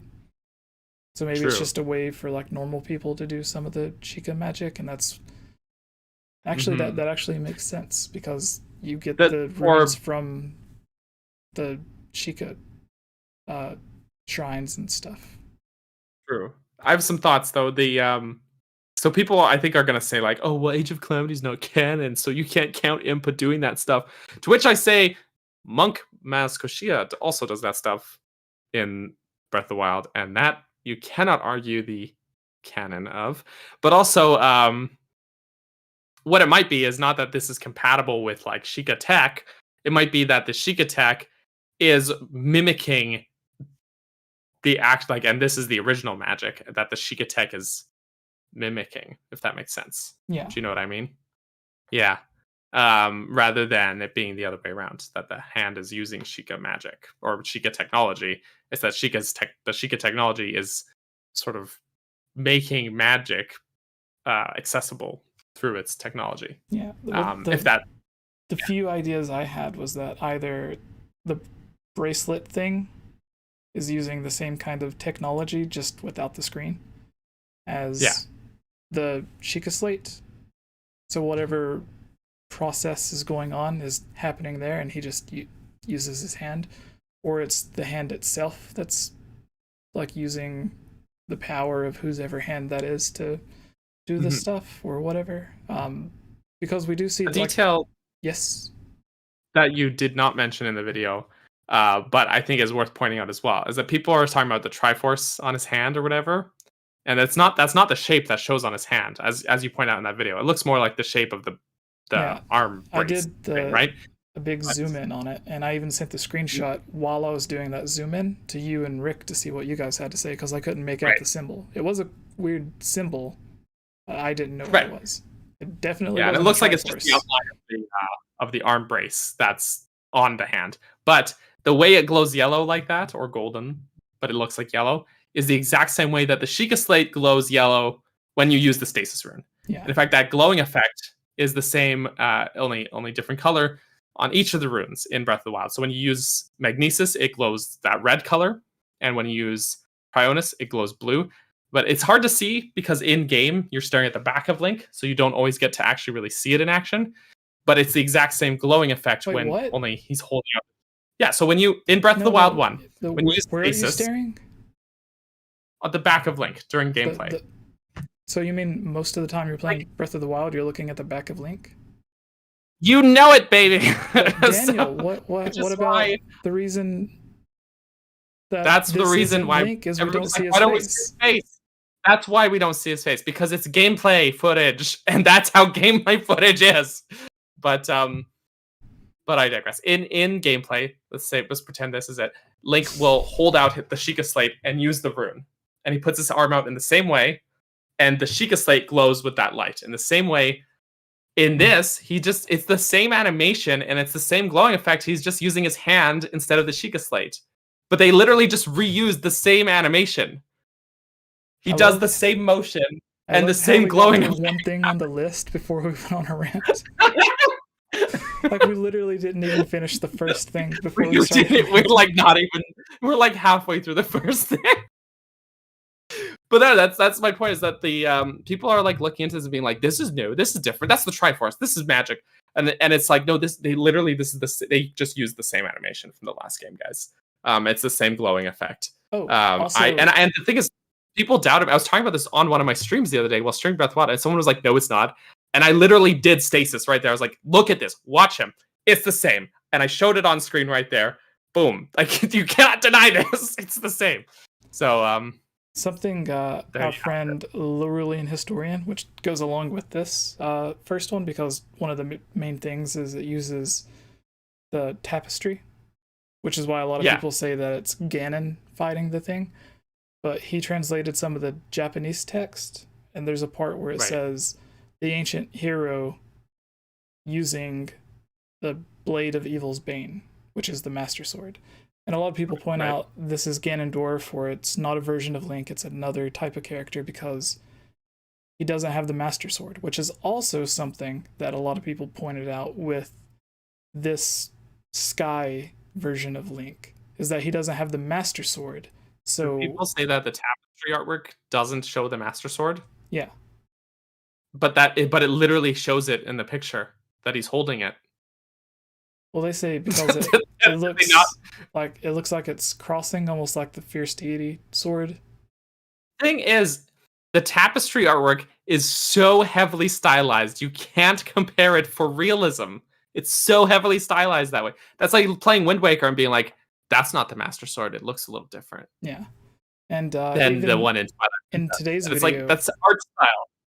I didn't even realize this until I was doing today's video, because I just happened to be talking about the other outfits that past games had you begin with, and Twilight Princess Link has an outfit that's also very similar to the Sky Link, where it's just this left side that has the green thing on it.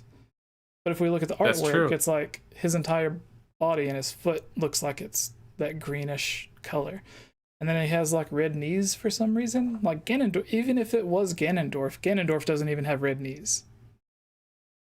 Like that. How'd that you know? Link is so short that that's where his sword attacks land. Oh, yeah. He's got wounded knees. Yeah.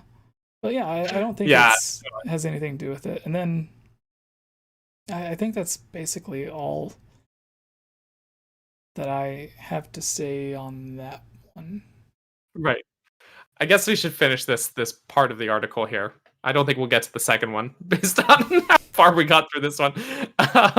Okay, so despite what the article says, we've established that this is not Ganondorf. But it goes on to say, considering that we're never shown Link's face. Okay, guys. This is not evidence of anything. Actually, you can see Link's face in the trailer because in one of the scenes he does a backflip and you can see his face and it looks just fine. Well, that's the ground Link, but that's the only time you do get to see ground Link's face. But the thing is that it's the same because the ground Link in the Champion's Tunic still has the arm, the green arm. Yeah. Like and people will say, well, no, you can't even see it. The thing is that like he wears fingerless gloves and you can see his fingers. And it's the same as the hand's fingers. So anyways, putting that out there, guys. But as the article says, considering that we're never shown Link's face in Sky, could it be a different character entirely? No. If Link turned out to be I thought this was about time travel, not... Yeah, I thought it was too. Oh, it's meaning playing the character from long ago. Okay. If Link turned out to be the hero of 10,000 years ago en route to the past to fulfill destiny, or a young humanoid Ganondorf is already humanoid, technically. Yeah, Ganon's as some have speculated, then that would also imply that the islands in the sky existed in a different time period. We never see those islands from the ground, so it feels plausible. Because they don't rise up until we see the castle rise up at the trailer in Breath of the Wild 2. I think they need to just watch your video that you put up earlier today. That's what I think. Because you touched on that as well. There's like the windmills. Those are definitely not 10,000 years old. Akala Citadel, maybe. Yeah. But it's still... Well, that's in the Stone Talus shot. But there's also the ranch ruins. And those definitely wouldn't be in the same condition for 10,000 years. It's like wood and stuff, you know? So, yep. Anyways, that's the end of this entry on this list. Yeah. So I think it's a big thumbs down, big no for me. Yeah. In today's video, I said a couple of times how much I loved time travel or time effects in Zelda game, even if it's not necessarily time travel like Ocarina of Time and Twilight Princess. If it's like a weird variation of that, or like an effect, like in Skyward Sword, where you do get time travel, but you also get the time shift stones that allow you to affect. So that's why I say time effect, because it allows variation of time travel on like a small area around you, and it's mostly not even necessarily time travel the way that it is usually in Zelda games. It's more just it uses the environment in different ways to solve different puzzles. So it uses it as, it's not just something like, oh, it would be cool for the story if it had time travel. It's like, oh no, we can think of really interesting and creative ways to use time travel effects with the actual gameplay, which is what Nintendo always says that they work on. So it was nice that they didn't just be like, oh, we should put time travel in this game, because every Zelda game almost has time travel, even when it's just a little bit, like Twilight Princess and Wind Waker. Wind Waker doesn't have time travel. Well, it's like the time freeze thing where it's frozen. Yeah, okay. Time's frozen, and in that part, yeah, I said okay, I'll give you that one. Because it's not time travel, but it's like just a little bit. It's like time manipulation. Yeah, and then Twilight Princess has the same black and white type of thing when you're walking through the one door. But anyways, it was nice that they didn't go with something just like that, to where it's like you go through the whole game and then they just have time travel towards the end of it for like the tree segment and stuff, so that they can say that they had time travel as if it's an obligation. They actually went a step further and was like, aside from it just being mandatory in the game, how can we actually have it go along with the actual gameplay mechanics? And it has some of the best puzzles, especially with the desert dungeon. Yes, the both of them, both the Lanayru mining facility and these have great, and there's like a mini dungeon, the pirate hideout, that like all three of those places have really, really great time travel mechanic with the time shift stones, and it's rolled out in a really cool way. It's like kind of, they sort of give it to you in like a controlled setting, and then they kind of roll out more complicated, complex sort of versions of that mechanic. It's really nicely done. Skyward Sword does very good with that. Anyways, yeah. So number two. Wait, what were number two? No, I was gonna say let's do number two. So Skyward Sword links directly to Breath of the Wild 2. Zelda games seldom have direct connections to each other, but as this is incorrect. But as this is a direct sequel, it wouldn't be too far-fetched to imagine it could, right? Link falling through the sky parallels the same pose he strikes in The Legend of Zelda Skyward Sword. Airborne islands haven't been seen since that game either, and as Nintendo is currently pushing the HD remaster, could it have some potential relevance to the plot of the Breath of the Wild sequel? The similarities don't end there. We cannot see the sky islands from the ground. Could that imply that the cloud barrier established by goddess Hylia prior to the events of Skyward Sword is still in effect in Breath of the Wild's Hyrule? Dragons, I want to stop there and correct that, but I'm going to keep going so we can do it all at once. Dragons in Breath of the Wild were spotted retreating into portals in the sky that bear resemblance to the portals seen in Skyward Sword 2.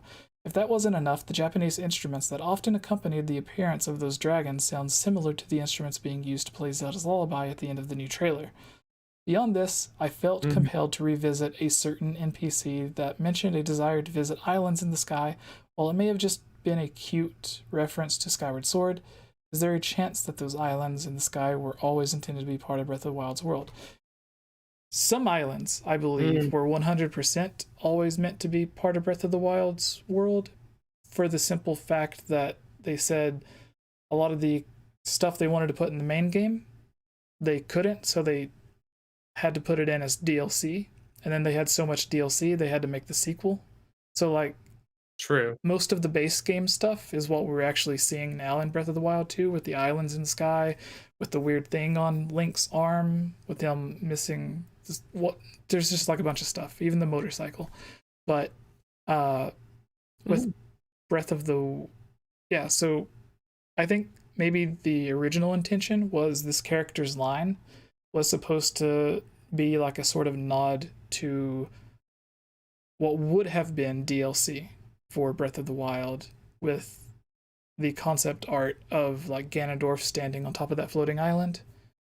But then because it was so much to add for DLC that it could have been its own game, Nintendo made the sequel, And the first thing they showed off for the sequel was a variation of that concept art, where it's not Ganondorf standing on top of a floating island. Instead, it's Ganondorf making the island rise up. So I think that kid's comment was like intended as a sort of hint for that. And we know that even if Skyloft isn't there, because we've seen like at least one of the islands from Skyloft come down in Skyward Sword. So we know that because of that retcon, or whatever you want to call it, in Skyward Sword, there's always been islands above Hyrule. You just necessarily haven't been able to see it, even if they didn't think of it at the time, because it was a retcon. And that helps explain Twilight Princess, City in the Sky. It helps explain Minish Cap's cloud dungeon thing, whatever it was called. In the context of Minish Cap, no, because the Wind Tribe basically were surface dwellers, and they gained so much mastery of the wind element and wind magic that they literally were like, peace out, and ascended to the sky. So, the game gives that explanation because Skyward Sword wasn't a thing when Minish Cap came out. Yeah. But because of that, we can sort of glean the idea that still it's be unrelated above to Hyrule, but unrelated to Hylia. Yes, and the thing is then, because the Wind Tribe is up there, we know that they lived in Hyrule and then ascended up to the sky. Presumably, like, we never see them come down.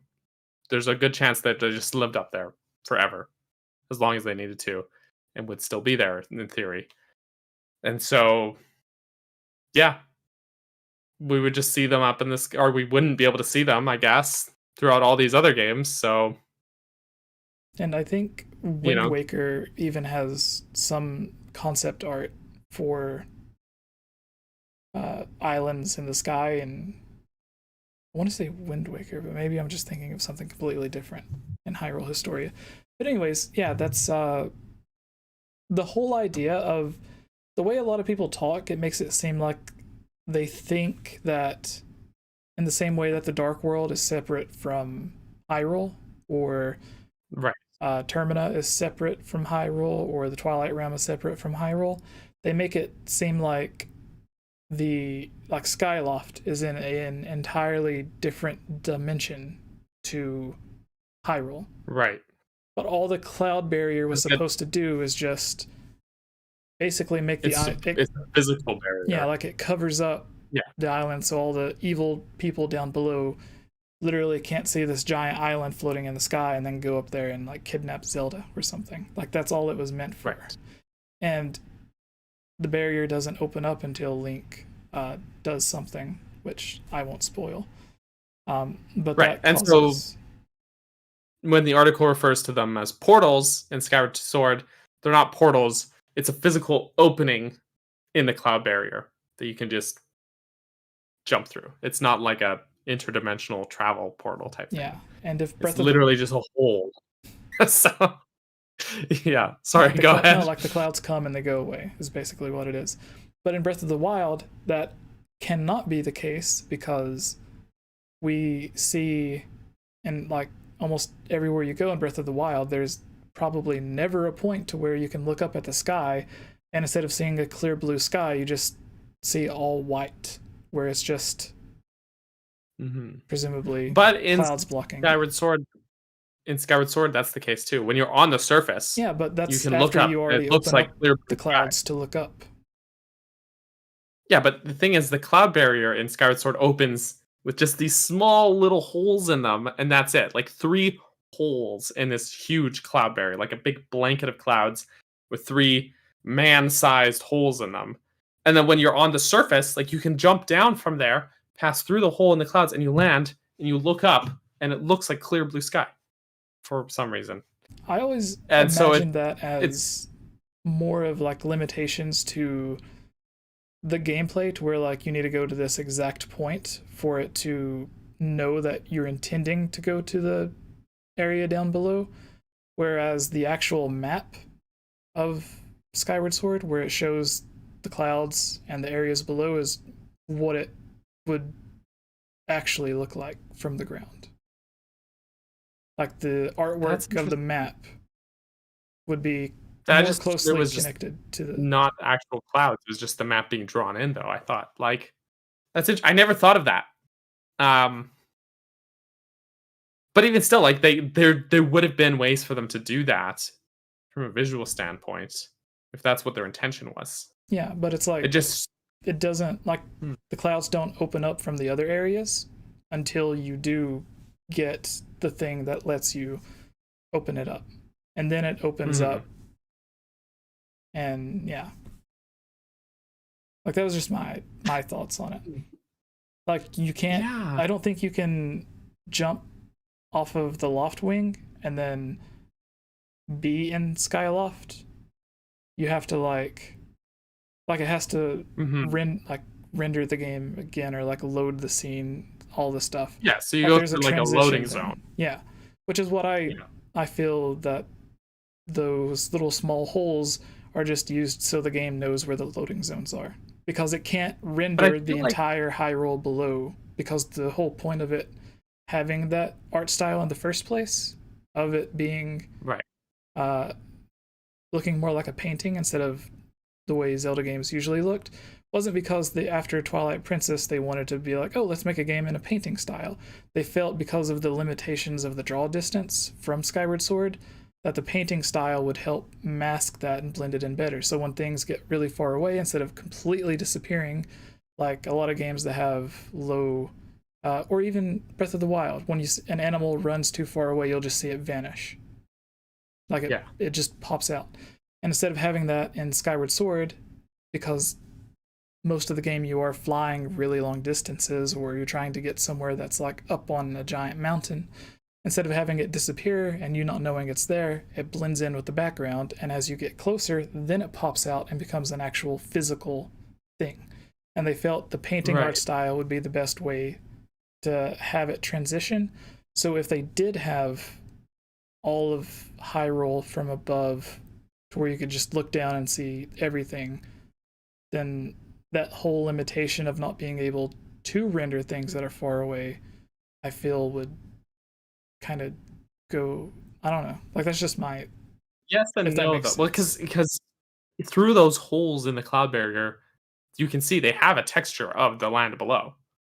And so, I don't know, like, I feel like if that was their intention from it, from a visual standpoint, they could have conveyed it in a way, even if it's just having a very you're seeing rough it from texture. the view of that one hole. If you're having to render the giant texture for all of the land below Hyrule, then that does get to the limitations. But if you're just doing this one small hole that you can't like look around the corner and like see way off in the distance, you're just looking at the spot below that hole. But I think 𝐵's phrasing as well kind of puts an indication that it's an opening in the cloud barrier, not the cloud barrier being removed, you know?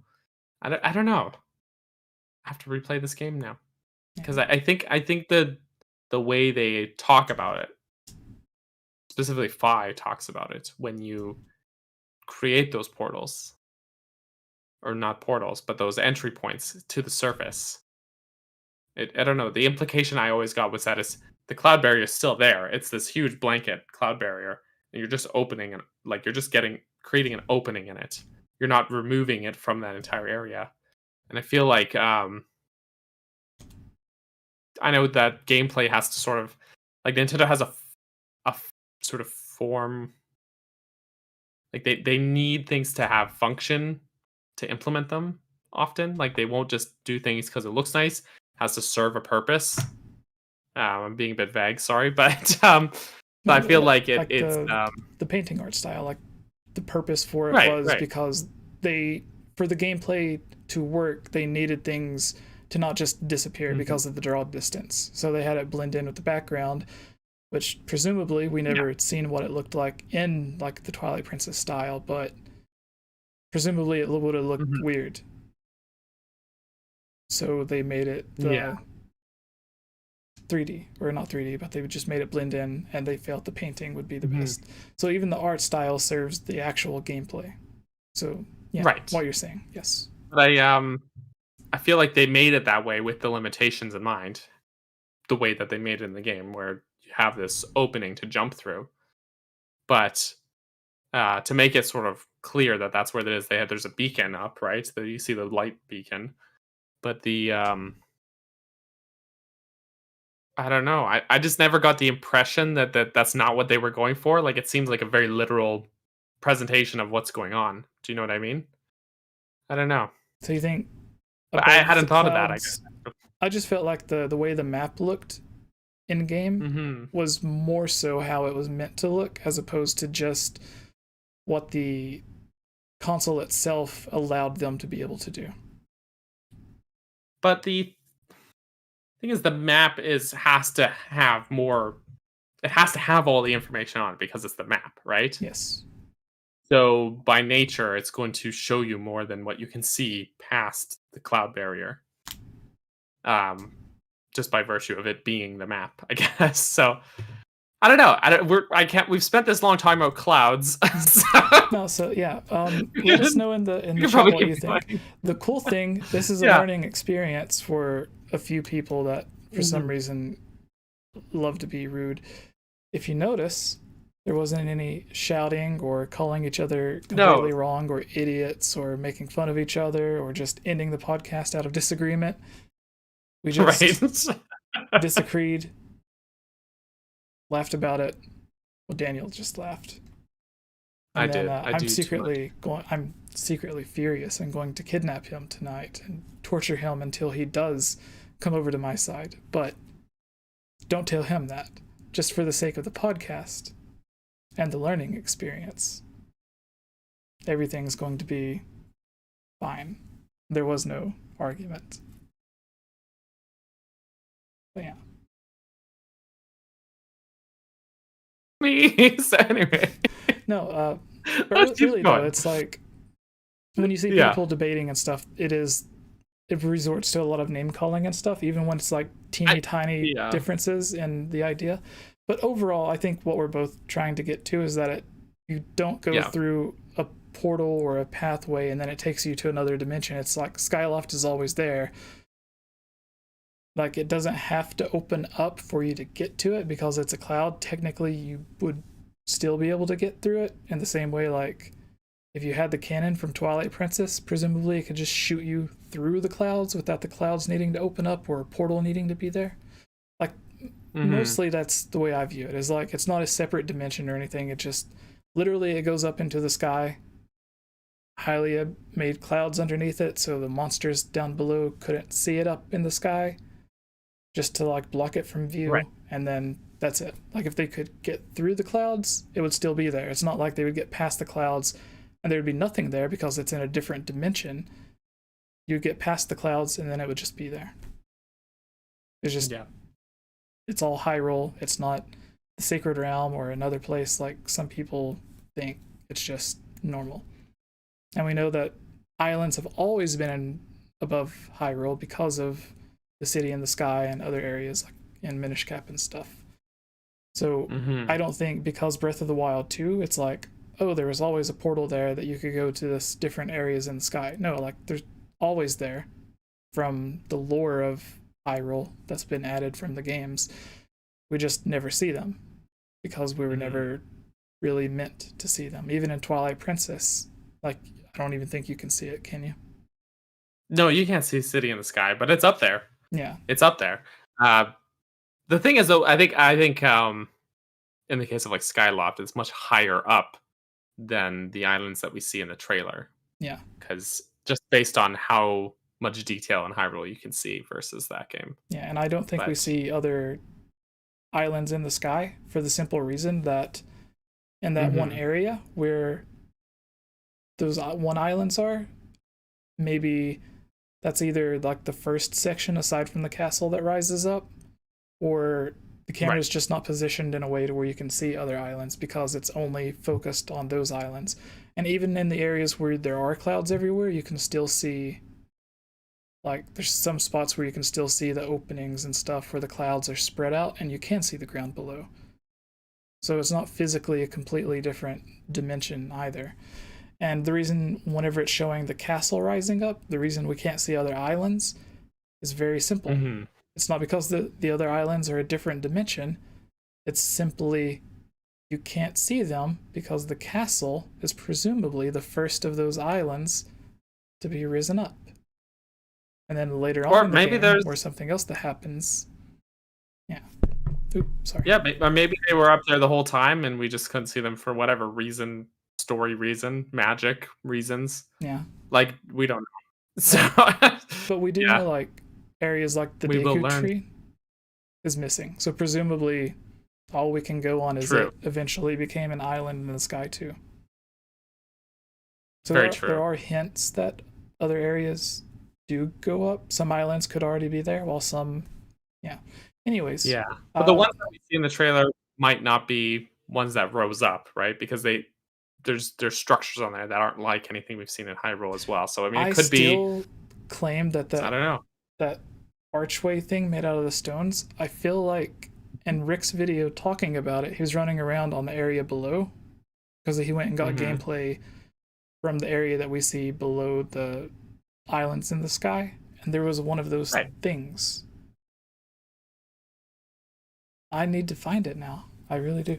But yeah, so the other major thing about this is, like, presumably that dimension in the sky, or if you take the dimension out of it, those areas are where those dragons go. I always had the presumption the clouds went to an actual different dimension, like the Sacred Realm or something. Like when the ocean fish, whatever, and Link's Awakening, like whenever it falls asleep, it connects those two worlds to where, like, there's the access between them, and then when it wakes up, it disappears. So I felt it was maybe something similar to that, or they were creating their own portal, like Zant was able to create his own portals to get between Twilight Princess, or the Twilight Realm, and Hyrule. So maybe the dragons were connecting their own portals, not necessarily that the clouds acted as a portal, just that because they're magic, we were able to do that. But what are your thoughts? Because the dragons were one of the big things that I mentioned in that thing. And then you can go on to number 3.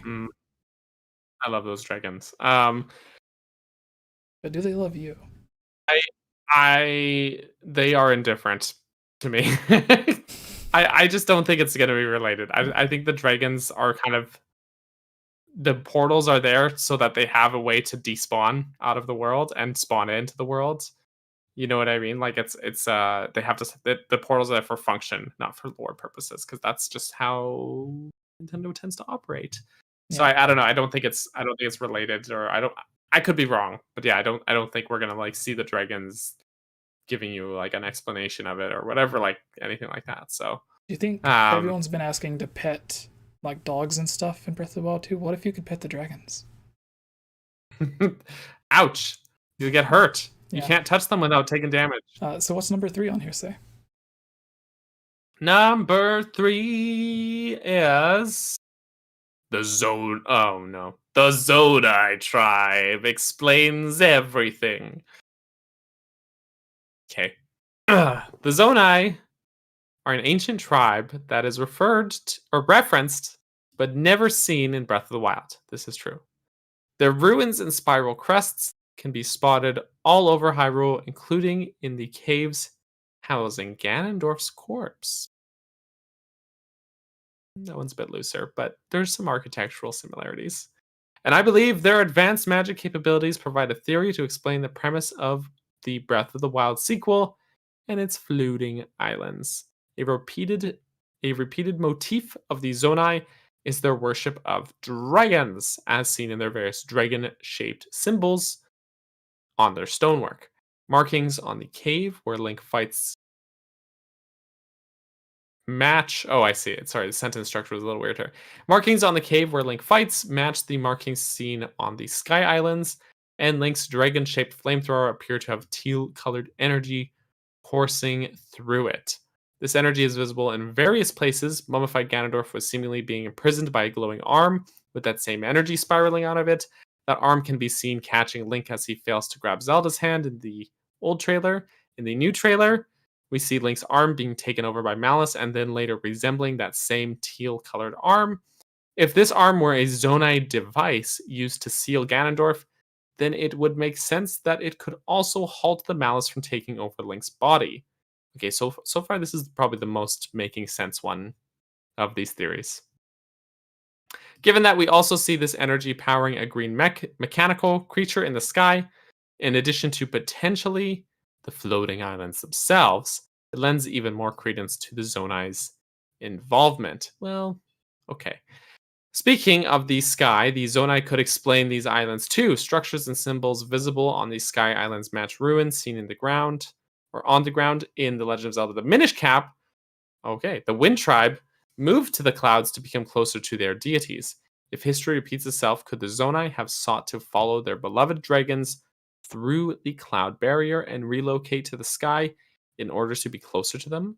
Those islands have unnatural and angular shapes, including paths and structures that resemble Shinto torii gates, which is a real-life thing, by the way.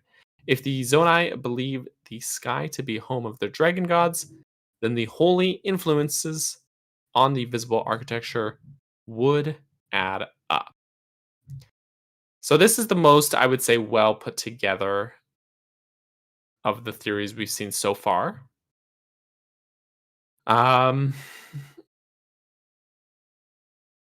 Yeah, I mean that the zone. I know everybody kind of. It's almost like a meme talking about Zonai stuff in Zelda theories. Yeah, I just but don't see why it's so popular. I don't know, but I do see the connections drawn for the sequel. Like that's honestly where my mind went as well. And part of me wonders if they're like here's a thought. For the first game, for Breath of the Wild, the Guardians weren't supposed to be like a big deal, right? Right. And then they showed the trailer in 2014 and everybody was like obsessed with it. Right. So they shifted focus to include more of that technology in the game's story, right? Yeah. So what if Zonai were not, they didn't really have plans to make them a big deal or anything, but Nintendo noticed fans obsessing over the Zonai. So they're like, okay, well, maybe we'll just shift focus for the next game to be more focused on this Zonai stuff.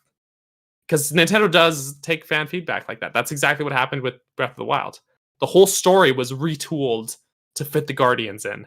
Yeah, because we saw that trailer and we got so obsessed with it. So that first sneak peek where the Guardian, for those who don't know, it's where the Guardian's chasing Link on the horse and it tears up the bridge, and the whole time it's like Nintendo was swearing that like, yes, it's gameplay. That's called in-game. And then it's like, no, like that's maybe in the engine.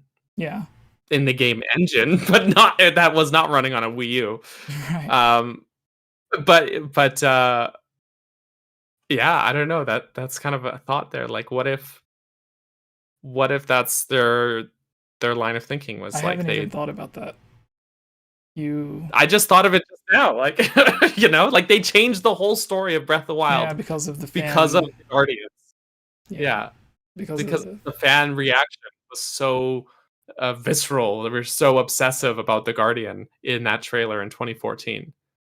And they basically made the whole story about that technology then. Mm-hmm. Like the whole story is based around that. So yeah, maybe because we got so obsessed with, maybe too many Zelda YouTubers made theories about the Zonai and Nintendo was like, you know what? Let's do it. Let's explore that. It's funny because there are a lot of people, like even popular websites, it's like Nintendo never takes fan feedback into consideration.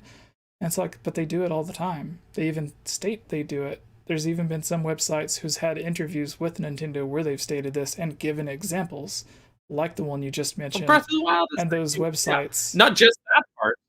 The whole concept of making Breath of the Wild as open a world as possible was based on fan feedback about Skyward Sword. And then from Wind Waker, we got Twilight Princess because of fan feedback.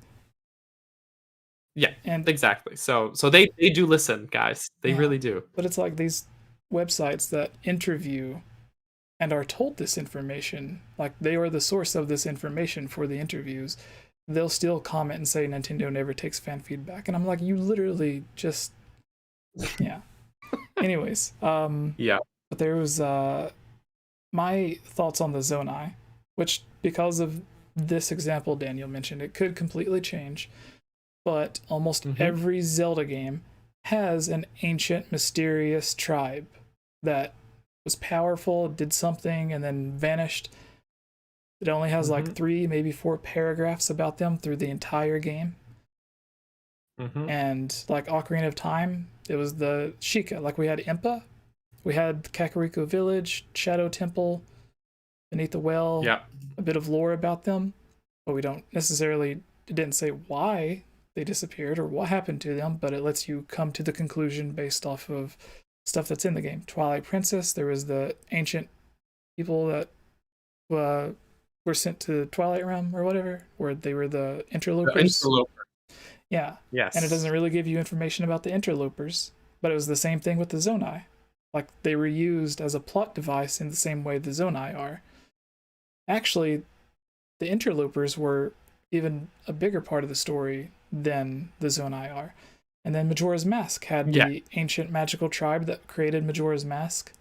It has the country. Right, and that's all we know about that. Yeah. It has that country or an entire kingdom beside, like on the other side of Stone Tower Temple that we never even see. But apparently they were the ones who invaded and opened the Stone Tower Temple doors and let the curse out. Or whatever it was that happened. We even see the king who died fighting off that kingdom. But we don't hear anything about that race or the kingdom or where they are or what they look like or what the kingdom looks like. Where did they come from? Yeah, Where we don't see any of go? that. And then the other tribes, the one you learn about at the beginning of the game that created Majora's Mask, no one knows anything about them. And then Twilight Princess has the same thing, and it's like Skyward Sword even has all of this ancient technology. But it doesn't even give a name to the people that they think may have created it, like the interlopers or this ancient dark tribe. They just mention like, oh, these ancient people created all this ancient tech, which we presume is just Hylians who lived there before Skyloft.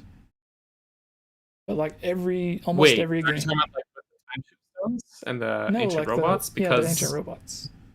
Didn't the Thunder Dragon create them? Did he? Because there's people that's like, oh, there's an ancient civilization that created this stuff, or maybe I'm just thinking of like the dungeons where it's like the ancient cistern.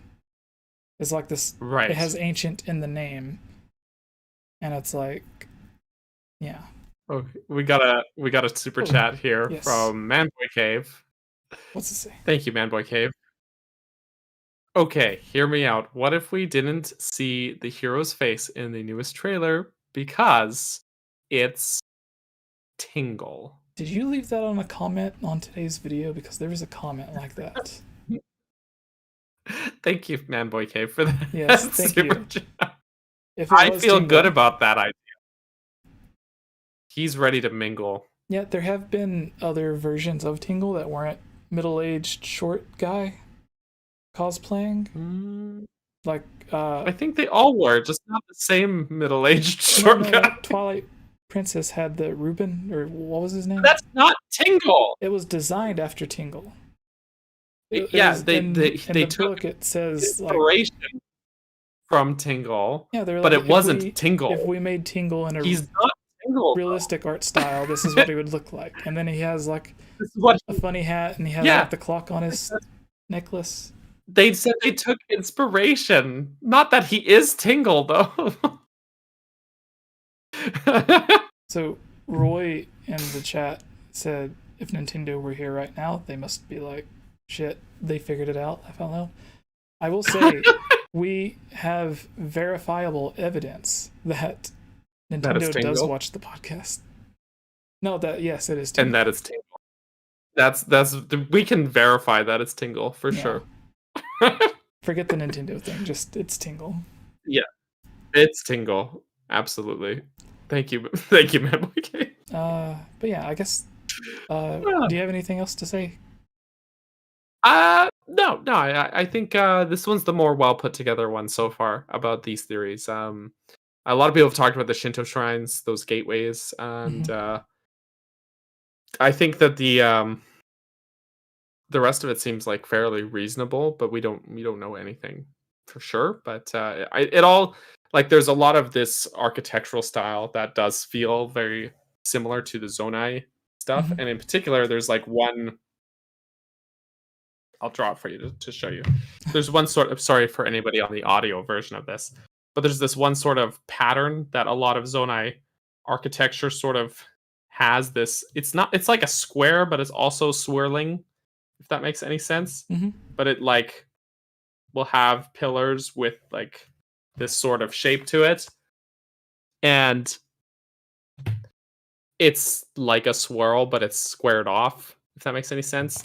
And the sort of like ancient robot thing, whatever that we see in the trailer with the pinecone shoulders, and a lot of the architecture on those sky ruins share that sort of square motif that we also see in Zonai structures in Hyrule and Breath of the Wild.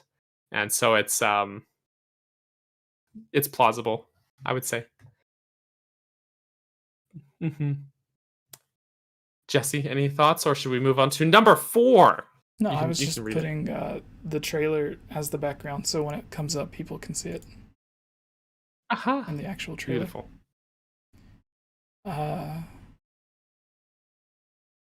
Yeah, so the next one, 4, multiple playable characters. Maybe. There's even spirals in one of the images here. It says, we hoped that the reveal trailer was hinting at a playable Zelda for the first time, but Nintendo may have dashed those dreams by plunging her into the dark abyss. I still say like that doesn't really mean anything, because we know there's Not multiple necessary. ways that Zelda could have instantly gotten free. But anyways, however, if multiple time periods are involved, then perhaps there's still a chance. Zelda loves to research, and we've now seen multiple underground areas and ruins that would be her area of expertise.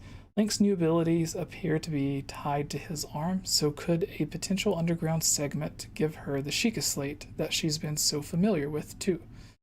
The only shots of Link in his champion tunic are on the surface of Hyrule. Is there some meaning to Nintendo showing that in contrast to his new outfit in the sky?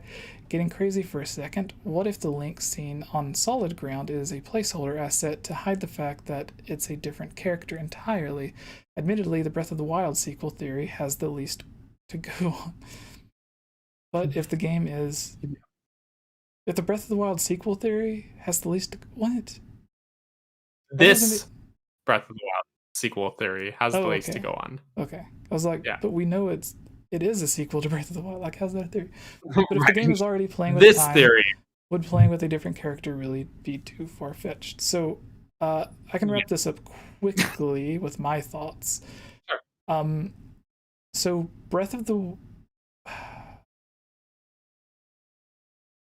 So in the video earlier, I said that I hope that there are multiple playable characters. Aonuma's had interviews in the past and stuff where he's mentioned he would be open to the idea and he'd be interested in having Zelda as a playable character. He did say if Zelda was the only playable character, he wouldn't necessarily see how that would work, which I thought was kind of weird, but for whatever reason, he did say that he and other people were open to the idea and they even thought about it for Breath of the Wild. They just didn't get to it. And then, so I do think there is a good chance that there could be some sort of second playable character, whether that's Zelda or maybe someone else we were able to play as in Age of Calamity. Because even though Age of Calamity exists that lets you play as Zelda, Aonuma says that he wanted to make a Zelda game where you could play as Zelda. Aonuma, because of interviews, we know Aonuma had little to nothing to actually do with Age of Calamity. That was all the Hyrule Warriors team. And they don't consider the Hyrule Warriors games to even be Zelda games, which is why they're not even allowed to have Zelda in the title. For the simple reason they don't want fans to get confused and think that it is a Zelda game. So Aonuma, since he has that role in place to where it's not that they just can't be called Zelda or The Legend of Zelda, they literally cannot have Zelda at all in the title. And because Aonuma was so strict on that rule, I don't think he would then go and look at those games as Zelda games, since he doesn't even like them to be called Zelda games.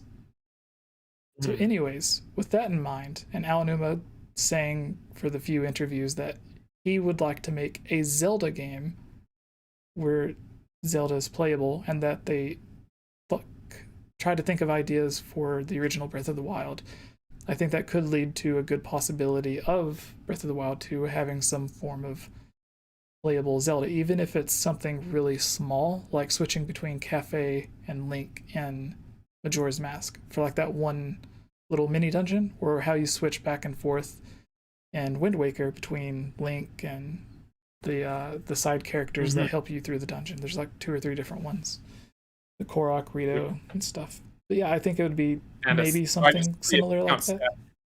Yeah. I think Wind Waker does the best version of it that we've seen so far. I touch on that in my video that comes out soon, but interesting. Yeah.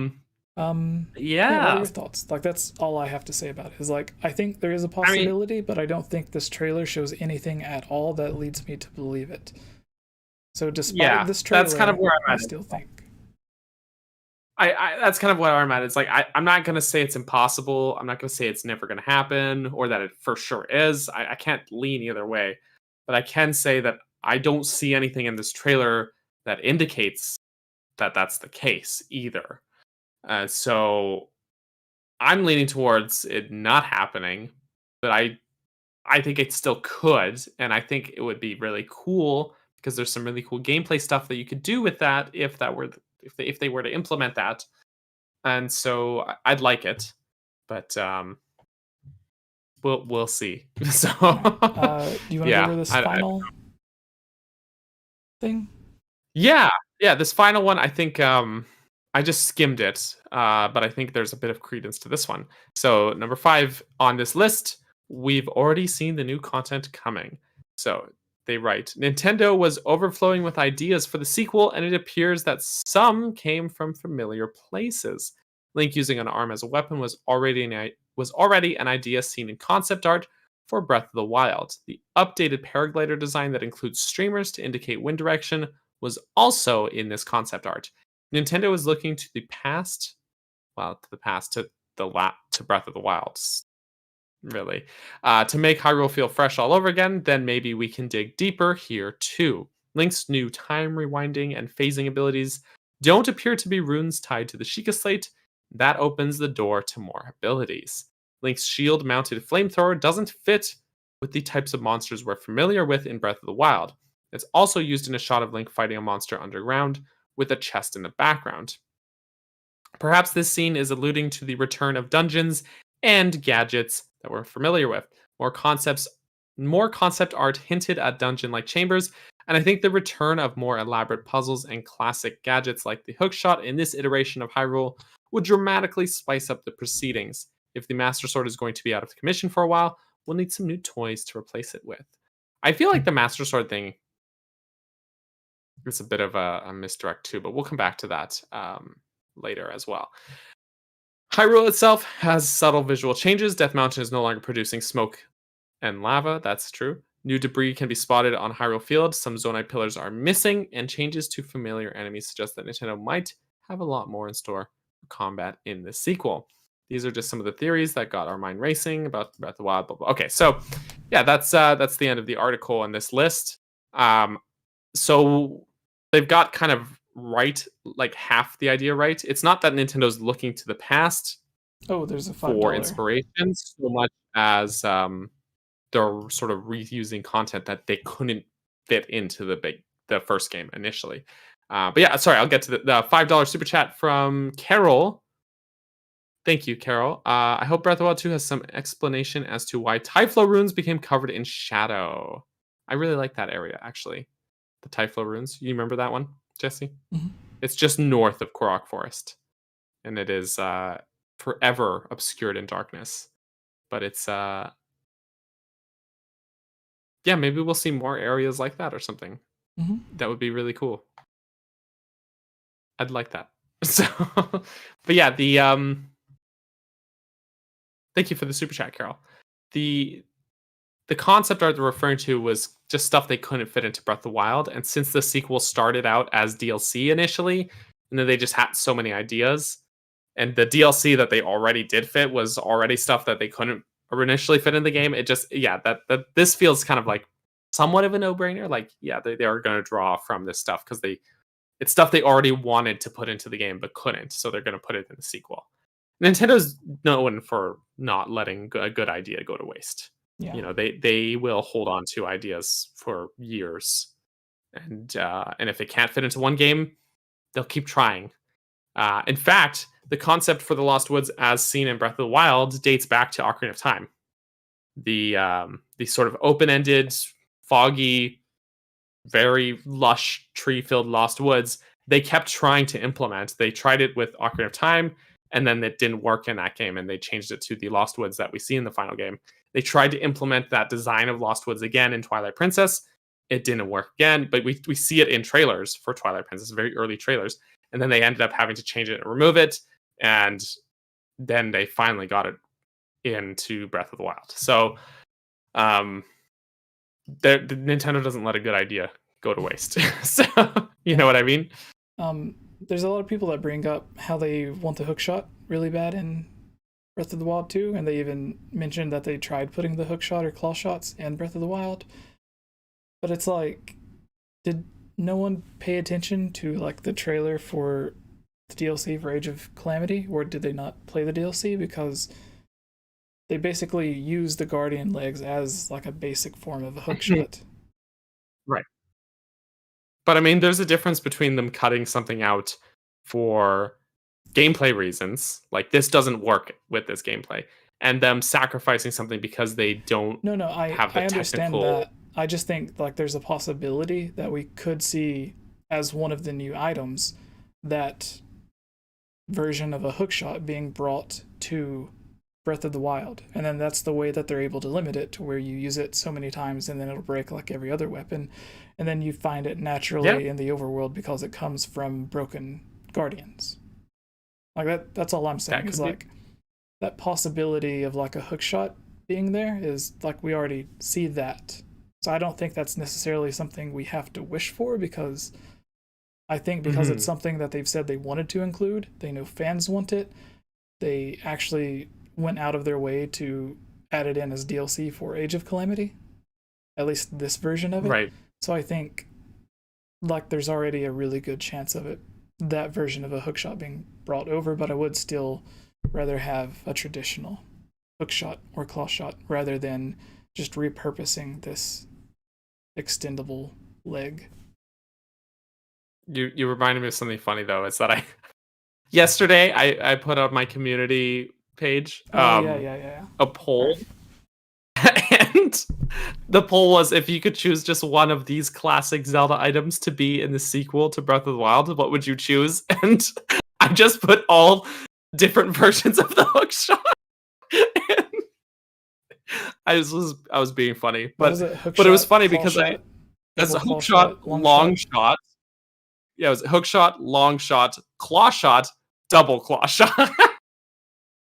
And I find it funny that more people voted hookshot than long shot, because the long shot is just the hookshot with extra range. So I thought that was funny, but and then I was like, oh, only 1% of votes for claw shot, but 62% for double claw shot. So that makes sense. Anyways, it was just funny because I was just being goofy with that poll. Too much responsibility for me. That's too much really responsibility. okay. Because then you can get yourself in a situation to where you're really high up off the ground as opposed to just being high off the ground. I see. Because you can keep going with doubles, but if you just have the one, then if you fall, then there's a limit to how bad you're going to get hurt. You have a paraglider now, so it's okay. I don't. Oh, good point. I'm talking about real life here. Oh, okay. Yeah, I said I don't have the responsibility to have double claw shots. You're right. My bad. Anyways, yeah. So that was a funny. But I still find it funny that more people voted hookshot than long shot, because I was like, did you read all the options, or did you just click hookshot as soon as you saw it? because I'm just saying. Yeah, or maybe Yeah. they're more of a fan of the Anyways. 2D games, so they just think Hulk, Oh, maybe. like A Link to the Past, Hook Shot, or Yeah. whatever. That's a good point, actually. That's a good, or maybe they didn't know what the long shot was. Like, if you haven't played Ocarina of Time, you're like, what is that? Something that misses a lot? Like, you're like, can I get that? I don't know. It's a long shot. Wow.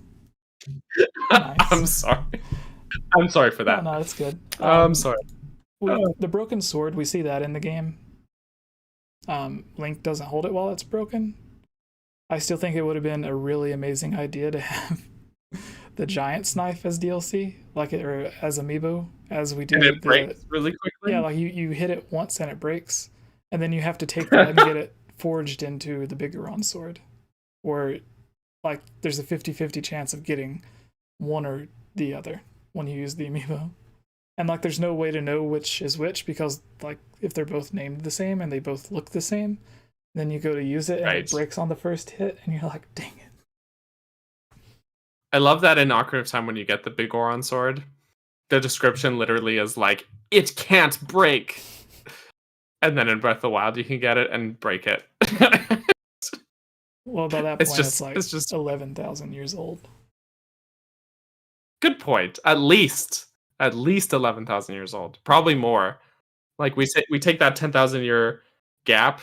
It's not really accurate because it's 10,000 years since the Sheikah technology was able to seal Calamity Ganon, but who knows how long there was a stretch of time before that between the other games and that event happening. Mm-hmm. Enough time for the Sheikah technology to develop to become super advanced, you know? Mm-hmm. So it's probably even longer. So it's a very old sword. I guess we can cut it some slack. So, do you have any other thoughts on this? You mentioned to me on this article a while back. Mm-hmm. It shows the screenshot of the concept art for the dungeons, the one where it even shows the how much damage you have left on your shield, which is really cool. Yeah. But I mentioned that I would like for designs like this, because they do look somewhat different than the shrines we're used to. Instead of all blue, like some are yellow and some are white or gray. So it would be cool if they had that in Breath of the Wild 2 for the sequel, to bring that concept back. But then you're like, well, it just looks like normal shrines but a different color. So it looks pretty different from normal shrines, in my opinion. But the design, I don't know, but the design is pretty similar to. It's all very like Skyward Sword-esque. You know, you can tell that this was pretty early on because it's all got a very Skyward Sword look to it, if that makes sense. Like even just the way the barrels look. Yeah. And the ladders look, they just look like they're from Skyward Sword. Actually, it's funny, the shield gauge that it shows in that concept art shows the wooden shield from Skyward Sword on the icon, but it shows Link holding the Traveler's Sword that we actually see in Breath of the Wild in that. So it's just funny. I don't know. I like the little dude Link in the one image. The little tiny dude Link? Yeah. Yeah, he's small. What I'll do, actually, just because people are probably like, what the heck are they going on about? I'm going to just post it in the chat here. Also, a link to the image that we're talking about here. It's not just in the artwork, which everyone's about to see. It's not just Link's arm that presumably would have been taken over, because his leg has similar bindings, and then he has that weird mask on as well. Which the mask doesn't necessarily mean his face is messed up, because he already has dozens of masks in Breath of the Wild anyways. That was another thing, is like there's a lot of people that have talked about, I've seen it in my comments a lot, that people think that Link's face is going to be messed up and that's why we don't see it.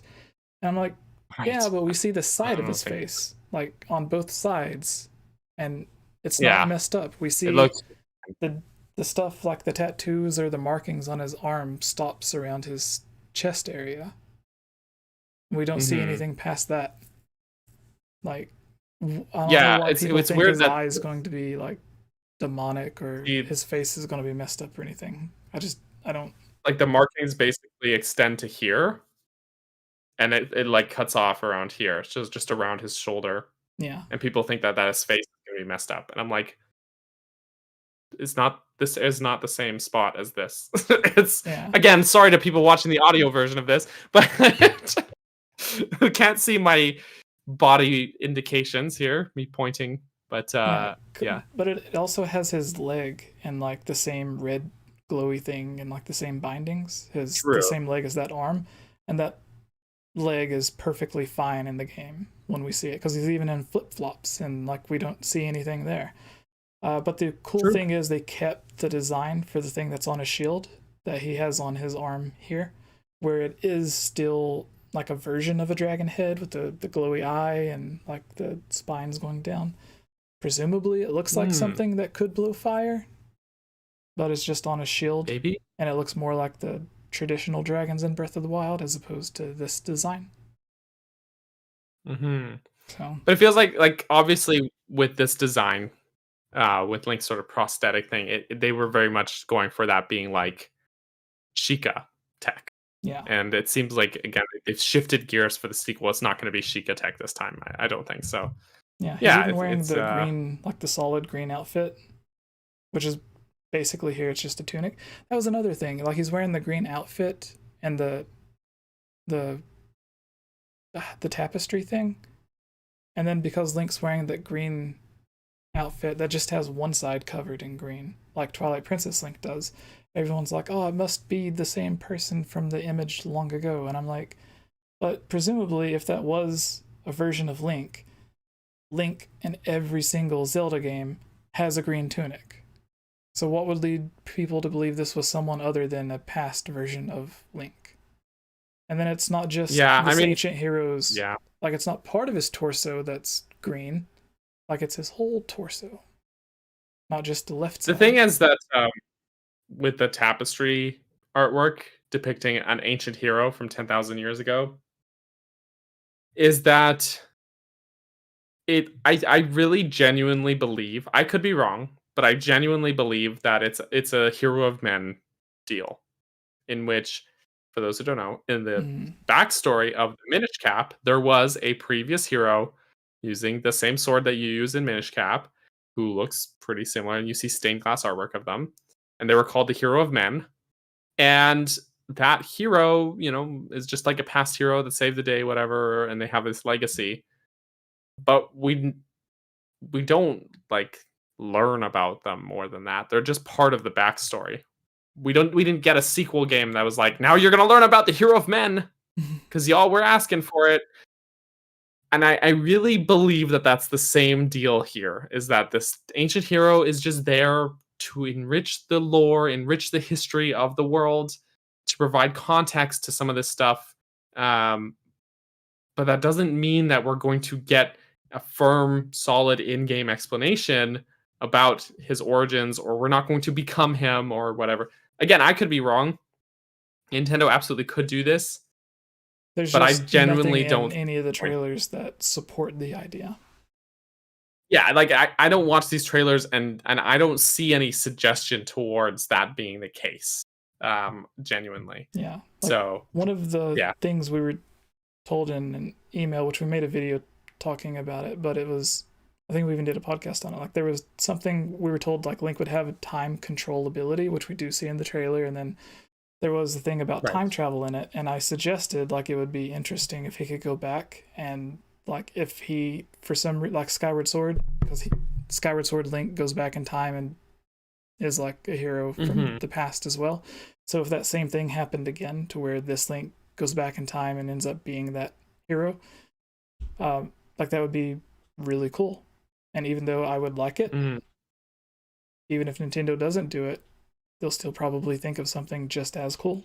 And even though it's something that I would probably like to play, there is absolutely nothing at all in either of the trailers or the original game that supports this theory in the least. Like there is not a 0.1% thing that supports it in any idea other than people wanting something and then applying this to make that seem logical, instead of what we try to do in our videos is we look at what's there and try to go off stuff based off of that or interviews, instead of going into it with the idea already in our head and then bending things to make it fit. Because like it's it's Zelda, Ganondorf, and an ancient hero who has the Master Sword. The only person we know that can use the Master Sword is someone who has the spirit of the hero. The only person we know who gets the spirit of the hero is Link. Like, that's that already. And then it fits with the three of them being there because the three of them are the ones who get reincarnated over and over.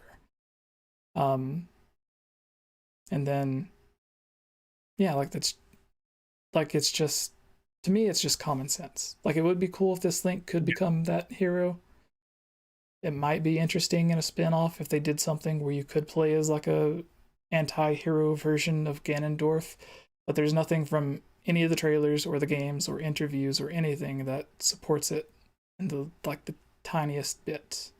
And to me, it seems like it's just a lot of people that used to be fans of the good guy Ganondorf theory, and then they're just continuing on with that and applying this towards it, or they just want a DLC or something to where you could play as that, and so now they want this to happen. Like because we got Age of Calamity and got to play 100 years ago, they expect that we'll also be able to play 1,000 years ago. But there's nothing there that supports it. Anyways, sorry. I think I'm done. No, you're good.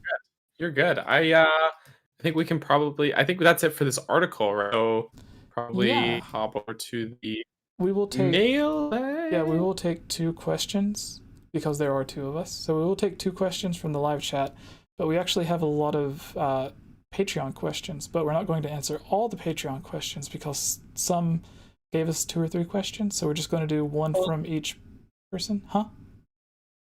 So, well, there's a couple that we kind of covered already. So, for example, in the Patreon section of the mailbag, Natsu asked, will any of you guys be picking up the OLED Switch? We did talk about that already. Yeah. Saying you would, I wouldn't, that kind of thing. So we'll... Sorry. Dragon Chi also says, will the OLED model work with Bluetooth headphones? We don't know. Only the same type that work with the base model Switch. Would this fall in line with... So the ones that have to have an adapter, basically. Do you think this would fall in line with enhanced audio or whatever? Like this is a version of enhanced audio and it didn't give any details on how the audio is enhanced.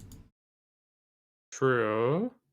So maybe... Could be, but they haven't said if that's the case. Right. The implication I got was that is just the console. The same. Yeah. Xenology says, how enthusiastic are you guys about the Switch and what are your opinions on it? We answered that as well. Yeah, we did cover that. He has a second question. I think he posted one in Patreon and one in Discord. The other one, do you think that the OLED model has improved Joy-Cons or is Nintendo going to keep silent about the drift issue? I think the thing is... It's the same Joy-Cons. They've already said it's the same Joy-Cons as the base model.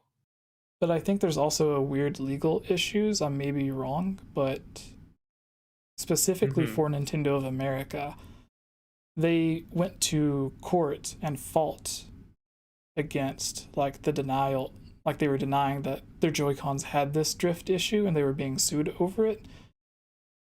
So since they already went to court and denied it, if they were now to admit that, like if they said that, yeah, we fixed the Joy-Con drift issue, that all the Joy-Cons that means they're admitting that. They're admitting that they knew about it when they went to court, and then they, what's it called when you lie under oath? Perjury? Yeah. So like that would be them coming out and committing perjury, which would get them into even more legal trouble. So for their own legal benefit, they can never, ever, at least for Nintendo of America, admit they can't comment on it, that they knew anything about Joy-Con drift. Because even if it was something saying, yes, we had Joy-Con drift, we're sorry, send in your stuff, we'll repair them for free or whatever, like that's admitting it. But even if they say this new Joy-Con fixes the problems with the old Joy-Con without even mentioning the Joy-Con drift, then that would still imply that they knew their old Joy-Cons were defective when they went to court saying that they weren't. So they literally cannot say anything about that. There's a big class action lawsuit about that, so they're not going to comment on it. And so they're still being silent about it. But what they have said is that base model Joy-Cons work. These ones work with the base Switch and vice versa, and they're the same Joy-Cons that we all know and love. Yeah. So that's what they've said about it. One way to get around it is they could say that they have improved Joy-Cons where they do fix the issue, but then they only say they're improved because they have longer battery life or something. Then they can like sneak it in and have a better version of the Joy-Con without the drift, but they still wouldn't be able to say that they fixed it. So but yeah, I guess since we went through all those Patreon questions really quick, we can do you see any questions in the chat? There's one more. Oh yes. From Patreon. It says the delightful possibility of some kind of Metroid themed OLED Switch being launched. The white one is kind of like an Emmy Emmy robots. They even have Metroid. I actually saw a great piece of artwork where there's a great piece of artwork of Samus and the Emmy, and they were both holding Switches, and Samus was holding the neon red blue ones, which actually match her suit, and then the Emmy robot was holding the white one, which also matches its color scheme. And I just thought it was a really fun piece of artwork. But I don't know. They haven't announced, like, October's coming soon. Like, they're both launching in October, both the game and that Switch, and they haven't announced a themed OLED Switch beyond that. So probably not, but we'll see. Anyways, yes. Did you find a chat question? Yeah.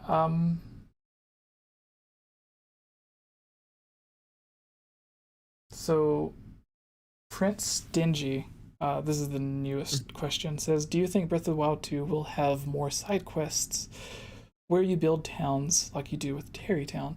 I say 100% because I think part of Breath of the Wild 2 will not be necessarily building new towns, but rebuilding old towns, because they could easily implement that as a feature where they have not just all of those areas already built and past memories, or presumably all of them built and past memories, but we also have the ones that are built in Age of Calamity, and they could just bring over those models and not have to do any extra work aside from a side quest where you, just like Terrytown, like you don't necessarily see it being built slowly. Like you talk to the dude, finish the side quest, and then like a change of scene happens, and then there's a new addition to it. And I think it would be something like that. And before Breath of the Wild came out, Aonuma did say that he wanted the overworld to be more dynamic and evolve or change based on how you play.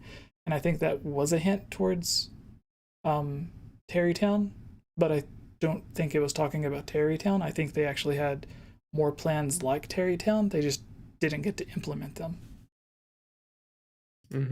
Like my original idea was... Sorry? Oh no, go on, sorry. Well, really quick, I was just going to say that my original idea when they said that, because we already knew about the bokoblin camps everywhere, that you would clear out a bokoblin camp and then come back and there would maybe be a village there or something, which didn't happen. I don't think that's going to happen now. That was before the game released. But I do think it will be somewhat rebuilding at least Castletown and stuff like that. Or maybe Castletown will be like towards the end of the game after the island comes back down. But yeah, what about you, Daniel? I think it would be cool. I think it makes sense for some of the story, at least. I don't know. I really liked the Terrytown quest. It was one of my favorites in Breath of the Wild. Yeah. And sort of thematically like a sort of like a fresh start for people of Hyrule, right? And the way you build it, like the way they build it up is well done, because it all happens off screen, like you said, right? Like you give Hudson the lumber he needs, and he asks you to go find a person to move there. And basically when you talk to whatever person that's supposed to move there, the game does like a loading transition. And during that, Terrytown changes in the background. Mhm. But you never see it because in order to trigger that, you have to be wherever Death Mountain or all the way in Rito Village or all the way in in the desert. So it always happens when it triggers when you're not there, basically. So then whenever it is that you go back to it, it's more developed. There's more buildings happening. So it's a really clever way of getting around them not having to show the actual construction in detail. And I don't know, I just really like seeing that sort of progress happen. It goes from like this literally nothing, like rocks, to this whole town. Mhm. And the music evolves with it during each phase of construction as well. And it's got like the whole wedding thing. It's very touching. It's very heartwarming. So I don't know. I would like to see more things like that. I think it's really, really lovely. So And yeah. it's an area that when you play through it originally, like you don't suspect anything at all about that area. It's just like another place that you mostly just run by. And it ends up being one of the more important side quests. Interesting that it sort of ends with a marriage, because all of those different side quests from Majora's Mask also ends with a marriage. So I wonder if that was like a nod to Majora's Mask. That's a good point, actually. Yeah. Yeah. Do you want to... We've been going for about 3 hours, I think. So do you want to pick out the final question? Yeah. So this one, I hope I'm saying this username right, is 𝐓𝐳𝐬𝐭𝐚𝐠𝐫. Hopefully I'm saying that right. But they mentioned in the chat a number of times, actually. They requested this. But what they asked us to talk about, the eye symbol that's seen on the shield, which looks to be the same as the symbol for Vati's eye, as seen in the Minish Cap. I think Rick mentioned this in his video, actually, when he did his trailer analysis as well. But that's pretty true. I'm gonna try and find the I think that's eye something symbol. that... I don't know. I think it if might you look at that honestly be a screenshot I coincidence. sent you, I think that's something that she mentioned when she sent that to me. That she mentioned Vatty as well, but I just went with the Sheikah thing. Okay. This is what this is the eye symbol in the sword shrine in the Four Swords games, which has the eye of Vati on it. And it does look very similar to the symbol on Link's shield in the sequel trailer. But it's actually a really cool mural because it's got 4 swords stabbing into him on the top there, underneath the sort of sun. It's a very cool mural. But it's a nice touch. Which sort of shows Vati's backstory in Minish Cap. But I honestly think it's coincidence, because the reason for that is because Minish Cap was developed by Capcom, and Nintendo doesn't reference those Capcom developed games very often in their own Zelda games. There's not a lot of talk about Minish Cap or the Oracle games in other games, while many of the other games do reference each other. Those ones often get kind of sidelined in that sense. Even Hyrule Warriors that referenced every Zelda game, and in Breath of the Wild they had items from almost every Zelda game, like the big Goron sword or the bow from Twilight Princess. I don't think there was anything from Minish Cap or the Oracle games that was in Breath of the Wild. Just some or Hyrule Warriors. Like Hyrule Warriors, Breath of the Wild had some map stuff that did reference Minish Cap at the very least, but that was it, and like just names on the map, basically. It's very minimal. So I don't know if that's going to be the case. I really think it's coincidence, because even actually in Ocarina of Time, there's a mural in the Spirit Temple which looks to depict Vati. 3D or 64? 64. But it's coincidence because that game came out first, I believe. And yeah, it did. definitely they weren't trying to reference Vati. They were just trying to make nice, cool symbols on their walls. And so I don't know. Like the thing is that it's very stylized and it's an eye symbol. So the eye of Vati and the Sheikah eye symbol already are kind of similar to each other. But the eye of Vati lacks the trademark sort of 3 eyelashes and the teardrop, but it does have the sort of wicks off the ends, the ends. Sorry, the sort of wicks that the Sheikah eye symbol has. Here, just so you can look behind me for the non-audio viewers, but I'm sure you guys know what the Sheikah eye looks like. But yeah, so it's I don't want to crush anyone's dreams here. I could be very wrong. I really think that it would be really cool to have more Minish Cap references because I think that's an underrated game that I really like. And Vati was the villain of that game for those who don't know. And you know they had the whole Wind Tribe and all of that stuff. Yeah, there's actually I just realized something, Jesse. Yeah. There is a big reference to Minish Cap in Breath of the Wild. Okay. The Tabantha region in Breath of the Wild shares its name with the Tabantha region in Minish Cap, which is the only previous game to have the Tabantha region. Now, us Westerners may not have known that because in the localization, the Tabantha region in Minish Cap was renamed to the Castor Wilds, but in the original Japanese version, it's called the Tabantha Wilds. And that's the only game, to my knowledge, I could be wrong, but that's the only game to use the name Tabantha prior to Breath of the Wild. And then Breath of the Wild brings it back. So, but again, it's just a map location name. It's not like a deeply integrated gameplay connection. So, yeah, I don't know. What do you have any thoughts on that, Jesse? The only thing that comes to my mind is like the concept art of the Minish like little houses and stuff that they didn't put in the game.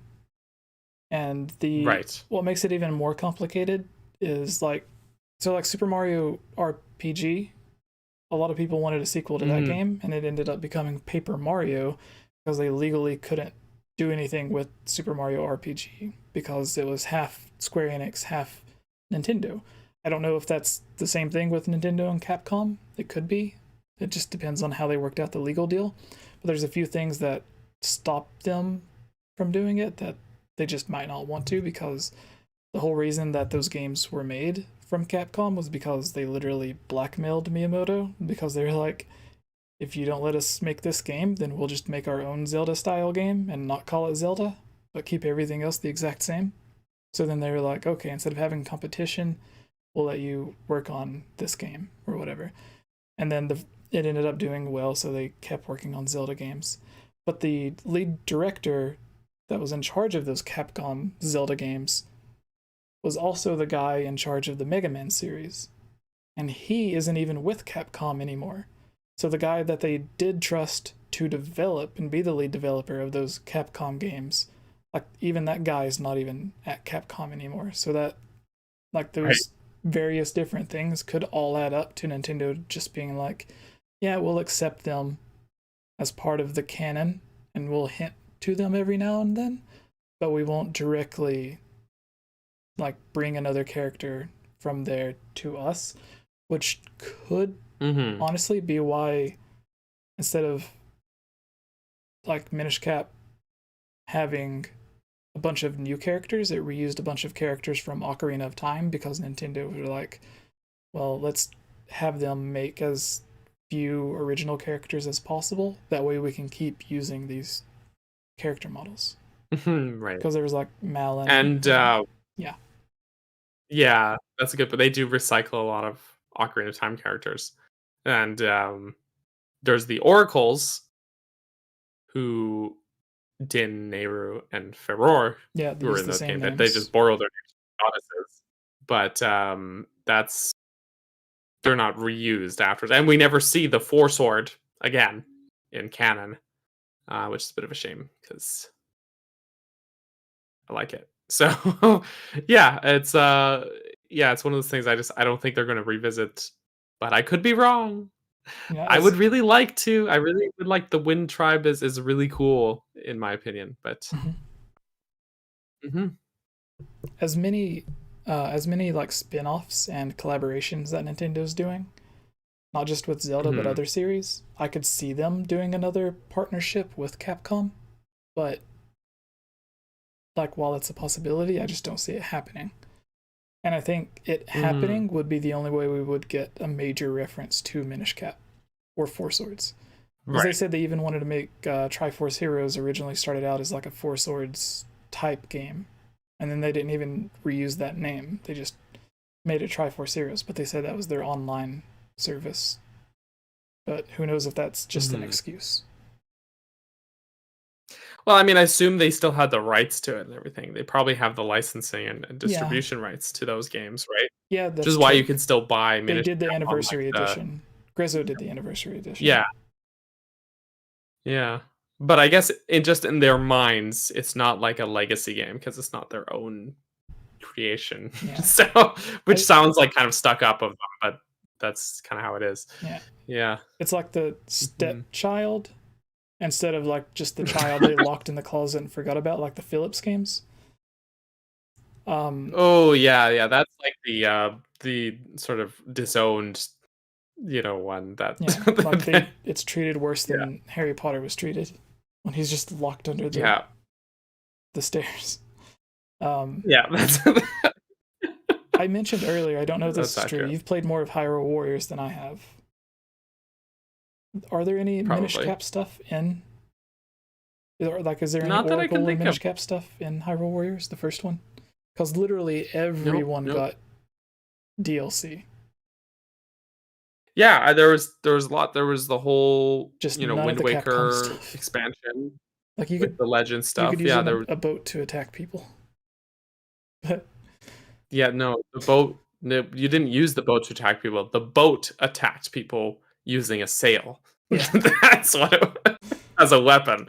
Yeah, it's wild. Though I think playing as like some of those characters are really fun to play as, like Tetra, and they had the whole Majora's Mask thing, and I think Young Link is one of the most OP characters in Hyrule Warriors. I think because he uses the Fierce Deity Mask, so he's just like super ridiculous OP. But I love it, and yeah, it's Link's Awakening got DLC, and that was even before Link's Awakening got its remake as well. Yeah. Then like the base game already had stuff from Skyward Sword, Ocarina, and Twilight Princess, so yeah, pretty much every game or close to every game had some big stuff in it. So right, I guess that's everything then. There is a question from Haley. It says, do you think Zelda will be playable? Which we answered earlier. I think she will be, but I don't see anything in the trailers that hints towards it. But despite that, I still think that she will be. What did you come down on that, Daniel? I am really on the fence about it. I again, like you said, I don't see anything in the trailer that indicates that to me. And people are a little too hung up on the hair thing, in my opinion. They're like, well, her hair's shorter now. That means she must be playable. Age of Calamity, I think, and had long hair. I just think they were trying to make her visually distinct between the two games. Do you know what I mean? Like that's what I think. Like they were trying to change her. Like they gave her a little cape and hood and stuff too. And but I don't think that means necessarily that she's going to be playable. But just because I haven't seen anything to suggest that she will be playable, I also haven't seen anything that disproves it either. So I feel like it could just go either way. Yeah. So, Daniel, we have, since there's only the two of us, I went ahead and put Twitter, Instagram, and YouTube stuff on the screen underneath us. Do you see the top banana? I did see that. Yes, thank you. What kind of stuff can people find on your YouTube if they want to go and check it out? Oh, we've come to the point where I talk too much about myself. yeah, so I mean, if you like listening to me talk about Zelda stuff, then head on over to my channel, Capped Burgerson, and I do that. I talk about Zelda a lot. I have a great, or I think it's great, dungeon design series in which I have a video dedicated to examining the aesthetics, the progression style, the gameplay ideas, the puzzles, bit of a walkthrough, lore, theories, a little bit of everything on every dungeon. So each dungeon gets its own video. So if you're someone who's like, I love dungeons in Zelda because Oh, I miss them so much, they Patreon won't supporter regret the wild. Natsu says best dungeon Oh, videos yeah. in my opinion. Oh, thank you, Natsu. I appreciate that. Yeah, I'm very proud of them. I think they're kind of where I've hit my stride. It's very analytical, um, but I've already covered all of Ocarina of Time and Majora's Mask, and we're now coming close to the end of Wind Waker. I just finished recording. Earlier today, I finished recording the script for the Wind Temple video. The Earth Temple video comes out on Friday, though, so look forward to that. And yeah, I've I don't know. I'm really pleased with how they're coming along. So, yeah, to definitely check that out. Otherwise, I do have other stuff. That's just the main thing I do lately. But there's some other videos. I have one recently that went up about Wind Waker's music and sort of Easter eggs and secrets that are in Wind Waker's music. And also made a video recently about Metroid because a lot of people have been I guess the new announcement has piqued a lot of people's interest about Metroid. So that video is everything you need to know about Metroid before you play Metroid Dread. So if you're like just jumping into the series, or if you're someone who's played some of the games but needs a refresh on the lore, maybe that video is something you might want to check out. I also did a lot of fun visual stuff with it, so I'm just very pleased with how that turned out. So that's me. I think it's I may be biased, but I think it's good stuff. So, yeah. Terry in the chat also says that he loves your stuff. So, Oh, thank you. Have a few Thank you. people I appreciate it. Great last name. Is there anything? I also stream, I guess. Yeah. That too. We almost skipped that. Yes. No, but that, yeah. Oh, I Max, do stream sometimes. Daniel's channel is so legendary, all caps. thank you. Thank you. What were you going to say, though, Jesse? I was going to ask you what. I was about to lie. No. I was about to say I was going to ask you what days you stream, which was not what I was going to ask you. What I was going to ask you was what other kinds of videos can people find on your channel? So I guess both similar, but yeah. Both. Okay. Well, I mean, I usually stream on Wednesdays, but we're doing this today instead. But I do often stream on Wednesdays because Wednesdays are breath of the Wednesday. No, you don't even. I could have said no, I'm streaming, but I didn't. Right? So don't be sorry. But Wednesdays are often Breath of the Wednesdays, and so I do stream Breath of the Wild, and then I sometimes, lately I've been streaming Metroid because I'm really excited for Dread. But every now and then I stream other games. Like been doing something. I beat that Metroid game. Yeah. Well, aren't they all basically the same? Like a remake of a remake of a port of a remaster. You are wrong. I'm just teasing. But yeah, other videos. Like I said, there's that musical references one I'm pretty pleased with. I also have that series that's kind of on and off. Like there's only been a handful of those videos in the last 2 years, but it's called Hyrule Tours, and it's just looking at, I've done 6 of them in 2 years, but it's just looking at sort of the, I don't know, what's words, it's sort of like doing a tour guide, sort of a very tour guide video of very specific areas in Breath of the Wild, and it's not about it's not like a walkthrough or anything. It's literally just enjoying the scenery and stuff like that. It's a very chill sort of video, but it's really meant to just kind of bring you into the world a little bit of the game.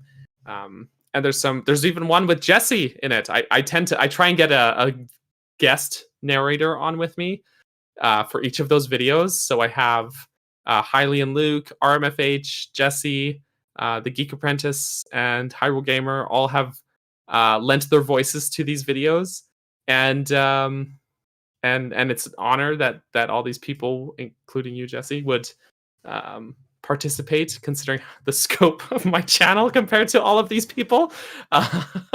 So I think my favorites might be the Faron Woods or Faron region video that I did with Rick, RMFH, and the Gerudo Desert video I did with Geek, because I had her do all the Gerudo Town stuff, because I was like, I can't go in Gerudo Town to show you, so Geek will do it. So it was kind of just like a fun little it was meant for jokes, but I think that video just turned out really good. So those are some of the other videos there. But I think the dungeon stuff is really really the best quality stuff on my channel. So yeah. But Jesse, Me? what about you? What about you, Jesse? What should we be excited about? Well, I might be buying some cake tomorrow. That's pretty exciting. Not really cake. You're gonna make like pancakes. You're gonna make a video about the cake? Maybe. Are you gonna have a pancake video? Is HMK next kept Bergerson from Haley? I haven't asked him, so I also haven't. I don't have for that yet. We had him on a few days before E3, and he said that he would be happy to come back on. So I'm sure that also goes for Daniel's channel as well. Yeah, he's a cool person. I used to collaborate or partner with him all the time, but then as all of the group's channels got bigger, we all kind of went our own ways, but stayed friends. So yeah, it's always cool to have him on. Pancake stream. That's a good idea, Daniel. You gonna do a pancake stream? I'm not gonna do a pancake stream. All right. Yeah. So everything at mine is at �ΓameOverJesse or �ΓameOverJesse, Twitch, Twitter, YouTube. The Facebook page for the podcast is even �ΓameOverJesse, I think. And then we also have the Discord in the comment or the description below, that if you guys want to have a way to submit your questions to be answered on the Zelda mailbag, even if you're not live, you can still have them answered if you leave a good question in the Zelda mailbag chat on our Discord. Again, there's a link in the description, and there should be a link to everything, the Twitter, Instagram, YouTube channels, and Twitch for everyone, Kayla, the Geek Apprentice, Daniel, and I. Yeah, so if you want to check those out, please do. And yeah, I guess that's it. Have a good night, everyone. Thank you for watching, especially since tonight was the first time in a few times that we went back to having something closer to 3 hours, but that's because, one, we did a list, which is always kind of long, and two, yes, Kayla wasn't here to smack us and get us back on topic. True. But yeah, good night, everyone. Banana Thank you for